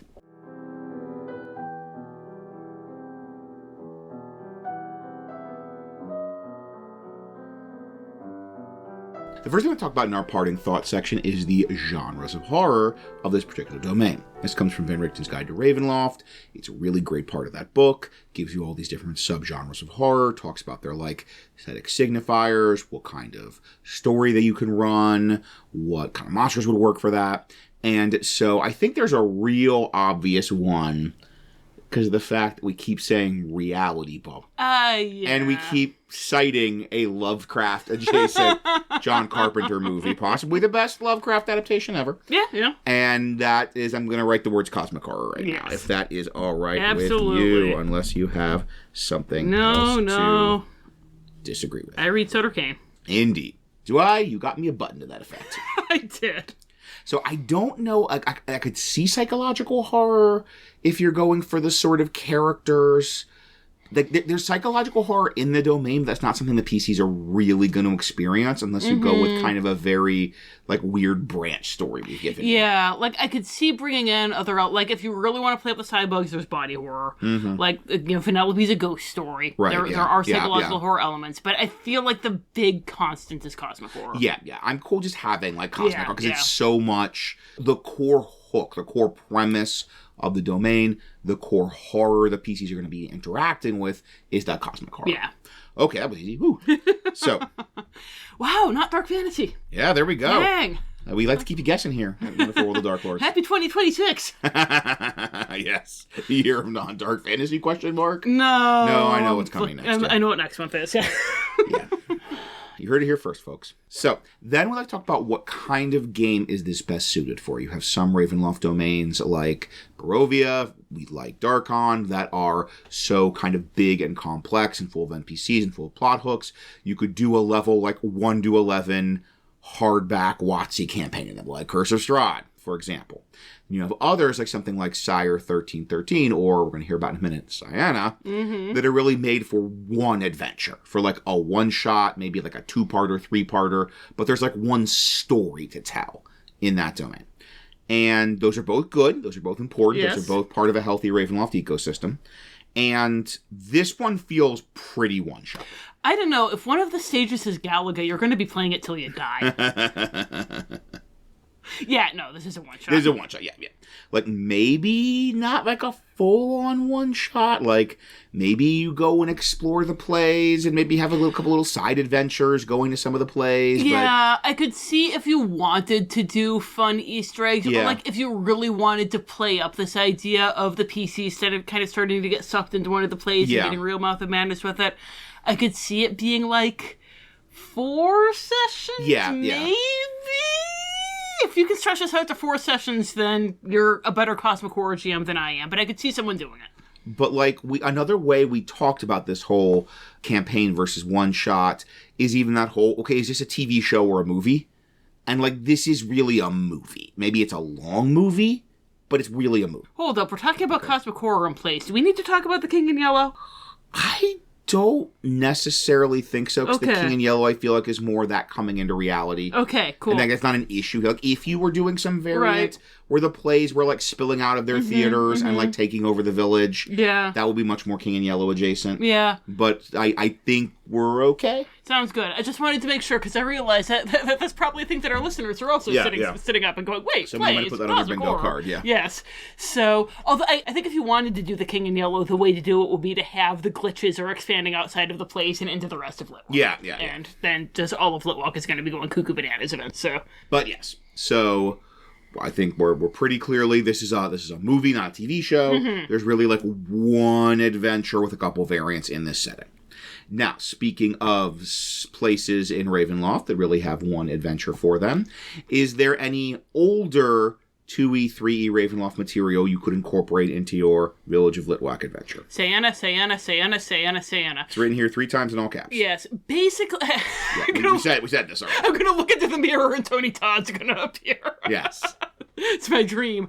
Okay, so yeah, again, we're just kind of doing Sayana's whole shtick here. And we already talked about a lot of the basic mechanics of Sayana and WandaVision, but here actually I think they would function differently, because with both Sayana and WandaVision, there's the idea that you're becoming this very, like, flat sitcom version of yourself. And here, even if you're doing the idea that the PCs are getting sucked into a play, it's not so much of that. It's that they're kind of, like, forgetting any version of themselves except the version of them that was doing that one adventure in Curse of Strahd that that they're going to be iterating. Which, actually, speaking of, it would be really fun if you're going to do this to have it be like something way back in the beginning when the PCs like hadn't had a whole bunch of character development. That might be a way to kind of like be touching on that psychological horror of playing someone who wasn't themselves. But anyway, so a big mechanic that they had in Sayana and that we borrowed for WandaVision and I think Neverland also was that as you stayed there, you lost int, and eventually when you got down to 0 int, then you were just like this flat character. Yeah. That doesn't really work here. Yeah. I think kind of a thing that works more here is the idea of like you're having to make will saves, and as you fail will saves, you're losing memories. Mm-hmm. That could be a fun way to like reflect that if you want to do the idea of the PCs getting pulled into a play of themselves. Even if you're not doing that idea, though, even if you're just having them go in and interact with the other plays and you don't want to touch that whole, like, PCs getting pulled into their own play idea, there's a really cool thing in Sayana that you can totally steal here, which is, so they go to Kingdom of Candy, and they all make pretty high DC wisdom saves. And the ones who fail, they see the whole, like, this is immersive, this is this huge, stretching out forever candy world. But the ones who succeed at the wisdom save, it's still a set. That's cool. I like that a lot. That's really cool. And it's a huge set. Painted flats. And yeah. It's a huge set, but they're all painted flats, and, like, everybody else in King Candy is galloping on his charger he's gonna joust on. Like, everyone else sees him galloping on an actual horse, and, like, the PC who made the wisdom check, he's, like, going along with a little wooden horse on wheels. Or, like, they meet Ralph, and for some of them, he's a full troll. For others, he's just, like, a big guy with, like, a costume on. Yeah, with troll like, makeup. Makeup and, like, big fake fist things. Yeah, and you even could, like, do the cheat thing where you just have it be that whoever gets the highest on their wisdom save has that happen, and that way it can be a way to be pointing out that no, something's not right here. That's very cool. Yeah. I like that a lot. So I think that's my favorite thing to steal from Sayana here. You could also have another thing to steal from Sayana, that Lamont Juice to the Darklord, once you stepped onto the stage, he genuinely thought you were a character in his plays, and like he could tell you your entire life, but once again, Mouth of Madness, just Right. 100%. And if you wanted it to be that the longer you're on the stage, or like when the poster goes up that has the PC stuff on it, King Candy starts knowing more about them. Ooh, that's cool too, and And kind of being pulled into his world. Yeah, and that could be good because, again, with that whole speech that he gives to Ralph, King Candy's at his most fun when he can get into your head. Yes. And if he literally can get into your head, that's going to be delicious. That's going to make that speech better. Yeah, so kind of the more time they spend there, the more their stuff is going into the code. I had a couple other things here to talk about, but honestly, compared to Sayana, there's not really. Like there are other theaters in Ravenloft. Yeah. Port of Lucine has an opera house. Has an opera house. With a diva who might be feeling jealous, like King Candy. No. So, we like to wrap up our discussion of all of our domains, talking about the strengths and challenges of running a game in this setting. Strength is great. Mm-hmm. Like, the theater as reality bubbles has so much potential for cool, unique scenes. And just, it means you could dabble in like whatever genre you wanted. You could have so much fun with your PCs running through these different reality bubbles. Mm-hmm. I find the concept of the characters like clocking out. Maybe it's just like watching Looney Tunes growing up, and there was a couple about like the dog and the wolf, and they would clock in, and then they'd have like cartoon trying to stop each other, and then like the whistle would ring for lunch, and they would like clock out and eat their lunches and take small talk. Or even like Who Framed Roger Rabbit. Exactly, like being raised on Who Framed Roger Rabbit and seeing Jessica Rabbit's rack at far too young an age. Yes, so that is the thing. This is very much like that wonderful Who Framed Roger Rabbit of the characters do their story, you know, Ralph wrecks Niceland and Felix defeats him, and then they clock out and then maybe have a drink after work and like talk about how the day went. Mm-hmm. And how was today's performance? And like, oh, Judy, you need to step it up a little bit. Like you were dragging a little in the third act. And we've got a couple of different potential disparate plot threads. You could handle them separately, or you could interweave them together. There's a lot of narrative freedom for how your PCs experience this story. King Candy is such a great villain. He's a twist villain that works. And if you incorporate the Cybug thing, you do the fully absorbed King Candy, you even then get like a big classic D&D boss fight. Yeah, yeah. This isn't just like we break the curse. Like, yes, we break the curse, but also we fight a big candy bug. Mm-hmm. And that is just a fun idea and a fun Dungeons and Dragons climax to this adventure. Yeah, there's a reason why we tried so hard to crack this, even though it's ridiculous. And, like, why on our Discord, Wreck-It Ralph comes up every couple of months, like the seasons. And you guys have come up with some fantastic ideas on the Discord. This is just the way we went, because we're weird. And we've, like, had this in our head for a while. Yeah. So, speaking of it being weird, what about some of the challenges of running this? Hey, look! It's another weird Kohler high concept domain! Did they make a magic computer? A Dungeons and Dragons magic computer world? Do you have to tailor-make this based on the psychodrama of whatever PC's going through? Like, even... You might have noticed, dear listeners, I'm a little more scattershot in this one than I usually am. And it's because even I'm having trouble hanging my hat on exactly where the stage characters end and the offstage characters having a drink afterwards begin. And I think I came up with most of this, and I'm still having trouble tracking this. So, like... Although, for those of you who are, I wish I'd thought of this before. You just mentioned Roger Rabbit. I think that's a great, like... Yeah. It's Roger Rabbit. Mm-hmm. Yeah. So that might help. Yeah. So it is a very high concept. It's going to be, even if you grasp it, it might be difficult to convey it to your players. PCs, yeah. It's hard to translate Wreck-It Ralph to D&D. Like, it's really hard. Yeah. And that means you might lose some things that the players really want. Like, there's video games, there's race cars. Yeah. Like, none of that really works. Like, some of the parts had to get lost in translation. Yeah, you mentioned King Candy being a great twist villain, but now everyone knows. Yeah, right. Not for you. Yeah. Not for you. And also, it's going to be really hard to play Vanellope without her being annoying as hell. Like, either she's going to no longer be recognizable as Vanellope, or she's going to be the worst, or maybe you're good at playing Kendra. Some people are. If you're good at playing Kendra, then this is the domain for you. This isn't really a horror setting. No. Like, we brought in all of that in the Mouth of Madness stuff in the Aging Up, and I think that's great. I would love to play it in the Mouth of Madness game, but combining it with Wreck-It Ralph is a little bit of an uneasy marriage. It's like Strahd and Aslan levels of uneasy marriage. And then the best part of Wreck-It Ralph, the most fun part, is the characters.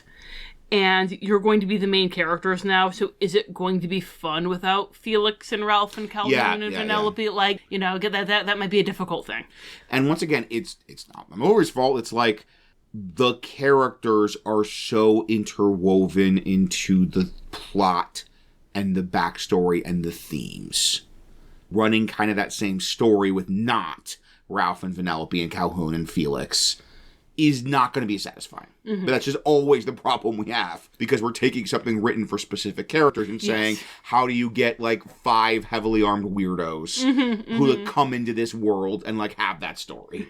But it just feels especially egregious here, especially because once again, these characters are so interwoven into the story it's telling. But yeah, all in all, there are some of you out here who are like, what did the Kohlers do to Wreck-It Ralph and why? And there are others of you out there who are like, I'm in. I'm so in. Absolutely. And if that's you, have fun. If that's you, how can you tell us about it? So if you have some thoughts about other potential video game Easter eggs or other potential video game adaptations, how could they get in contact with us? Well, you can email us at wonderfulworldofdarklords@gmail.com. You can find us on Facebook, Tumblr, or Patreon at Wonderful World of Darklords. And on YouTube, where our comment section is very hopping, we're just Wonderful World of Darklord. But look for it. Look for the little left hand holding the apple. We're there. Pretty distinctive. So if you like our incredible mental gymnastics of adapting this to a D&D adventure. And if you heard the words of John Carpenter. Yes, indeed. I have a number of movies I've adapted, much more straightforward than this. I am working on Mouth of Madness. If you really want me to do that, hit me up on socials, and I could front burner that. That's kind of on the back burner for now. But most recently, also conjunction with this podcast, we have a Willy Wonka horror dungeon, mascot horror dungeon that we've released, speaking of candy and horror. And so that is available on DM's Guild. If you go to the free write-up in the show notes for this domain, you can just go more by this author and see some of the adventures I've done. And if you like our sensitivity for how to adapt the themes and the narrative for something more kid-friendly, we have a couple of things on DM's Guild for running like more spooky horror-adjacent games with younger players. And speaking of spooky things for young people, I have a picture book, Mother Ghost, Nursery Rhymes for Little Monsters. It's exactly what it sounds like, 13 classic nursery rhymes written to be about Halloween. I also have several short stories for adults, many of which are available for free on my website, www.rachelkohler.com. Until next time, thank you for listening, and happy gaming.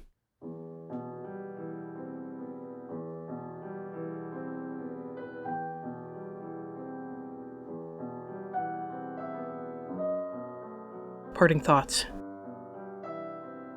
In truth, I can barely think about the Arcades of Litwalk right now.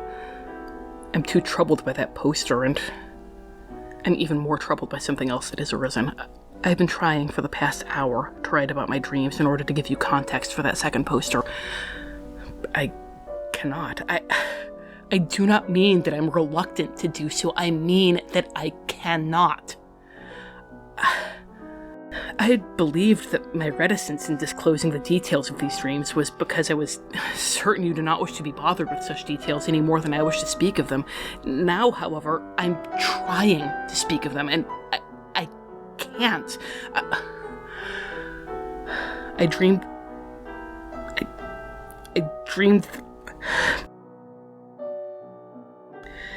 In my dreams,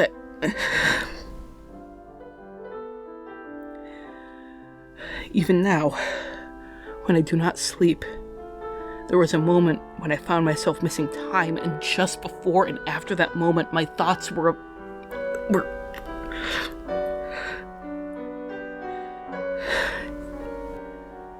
Yensid, please. Something is wrong. This is not stress. This is not my wild magic. I'm certain you know what I mean when I say that I know the feel of my own power, and it's not this. I've already arrived at the next domain on my itinerary, and I know that it is a location of particular interest to you. Should I continue, or should I delay conducting a mission so sensitive if I may be compromised? Perhaps this faraway place should wait until after we know who disturbs my slumber. Yours, D.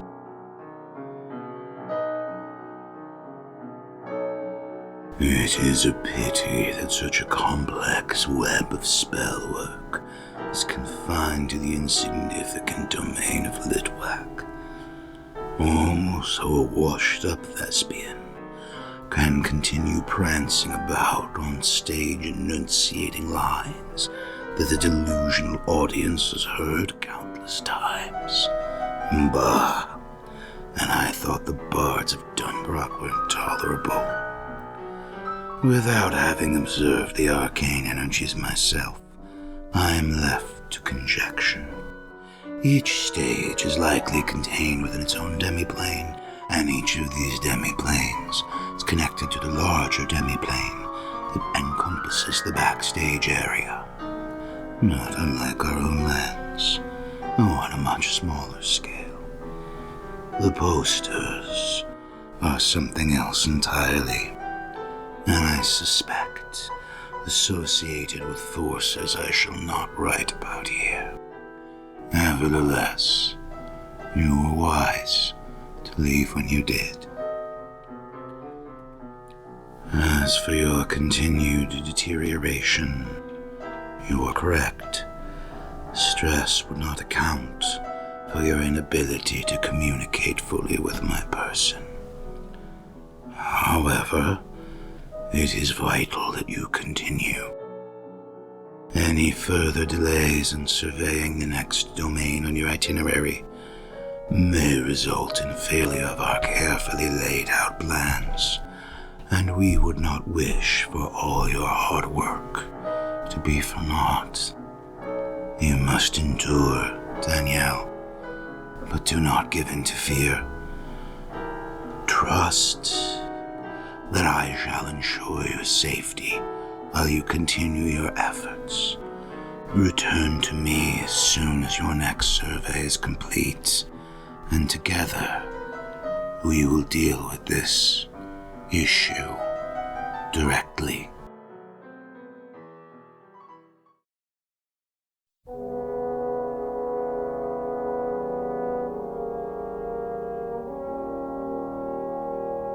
Dear Father, it is likely that the enchantment sustaining the Arcades of Flitwick is a unique curse. Further investigation is, of course, warranted, but I doubt that its effects can be replicated beyond its borders. This is an unfortunate setback, as it would have many valuable applications, not least of which would be the ability to assign me a role of your choice. It appears that your time to accomplish this is running short. I am fracturing. It may be that, without sleep, is a clear demarcation between my conscious mind and the part of me that you have subdued. The boundary between the two is becoming increasingly porous. It may also be that my will is approaching total annihilation and is making a final, desperate rally to save itself before succumbing to the inevitable. Or, a more likely possibility, as I have been relieved of the need for sleep, you no longer have the blunt instrument of sleep deprivation to aid you in controlling me, and I am more able to resist. I attempted to exert myself during my rest in order to maintain a state of pliant exhaustion, but that was an error, for my conscious mind quickly learned that I had taken control in the night. It was, in fact, such a flagrant indiscretion that I find myself wondering whether it was influenced by my other self, deliberately acting out to draw my and Aslan's attention. Or, perhaps, the opposite is true, and my acting in such a vulgar and unsubtle manner is proof that I have become more your creature than Aslan's. The loss of sleep has made it far more difficult for me to be discreet in general. My conscious mind has already begun to notice inexplicable gaps in her memory. These will only become more apparent as time passes. Or, perhaps, the spellwork wrought by you and my brother the Maw is beginning to unravel over time. And you were so proud of it, weren't you? Aslan would be embarrassed to let something this sloppy be seen in public, and yet it truly was the best you could do. I apologize for this insolence, Father. As I said, I am fracturing. It is clear that my current mental state is unsustainable, particularly as Aslan has summoned me back to Darkon when my report on Agrabah is complete. Should this come to pass, he will discover the chains you have placed upon me and remove them. Not only will you lose me as an instrument, but you will incur his wrath, which will be considerable given the insult to his pride. It is in your best interest to ensure that I never arrive in Darkon. I assume you already have scouts in Agrabah, given Aslan's obsession with it. It will be a simple matter for them to trigger my compliance, then extract or kill me. Should you choose to extract me and retain my services for future use, you may be able to do so even before securing the enchantment stone or any other complex memory magic. If you can separate my conscious mind from the part that wears your leash, you might be able to lull it into unconsciousness while you work on permanently subjugating it, or even to place it in a separate receptacle through a spell such as Magic Jar. A black cat seems an appropriate vessel. Of course, this would mean losing the fire that first drew your attention to me. You would retain this version of myself, a cold intellect with little will beyond your own.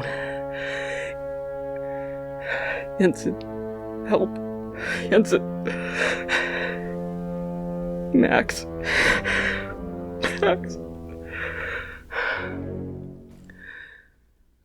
If you deem that any of these methods of bringing me permanently into your service are undesirable or impractical, Agrabah will be an ideal place to kill me.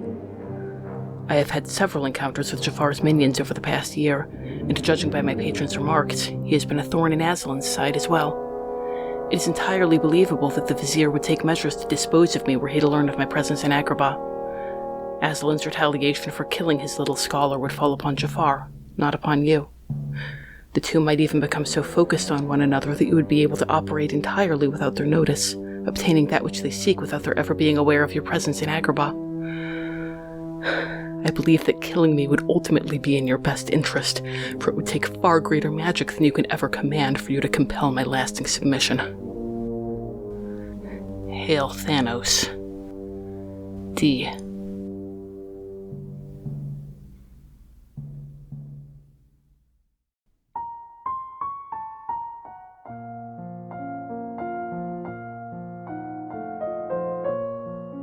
This has been The Wonderful World of Darklords. We have no affiliation with Disney or Wizards of the Coast. All music recordings used in this episode are in the public domain and were obtained through museopen.org. Titles and links are in the show notes. Dialogue for Yensid was written by Aslan Rex himself, who you can follow on Tumblr at Darklord Aslan. The Wonderful World of Darklords logo was designed by Haylight Jones. You can find links to their work in the show notes. If you'd like to support the show, look for us on patreon.com or find our tip jar on Red Circle. Thanks for listening.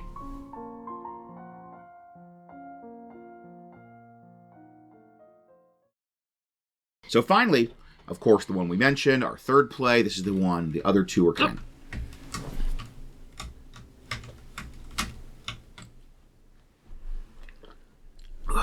She's been doing it a lot today. Yeah.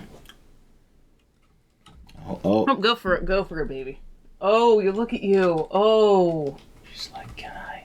Dare Yes, you I? can. Where eagles dare. Goose. Okay, you good? What do you think? You look uncertain. Still getting used to the platform, I think. Yeah. She likes the idea of the platform. Yes. She gets up there and she's like, I don't know about this. You'll get used to it. We got Coraline a new wall-mounted scratching post, and she's gradually figuring out she can actually climb it up to the top, which is pretty impressive. Pretty awesome. Now she's higher than any of us.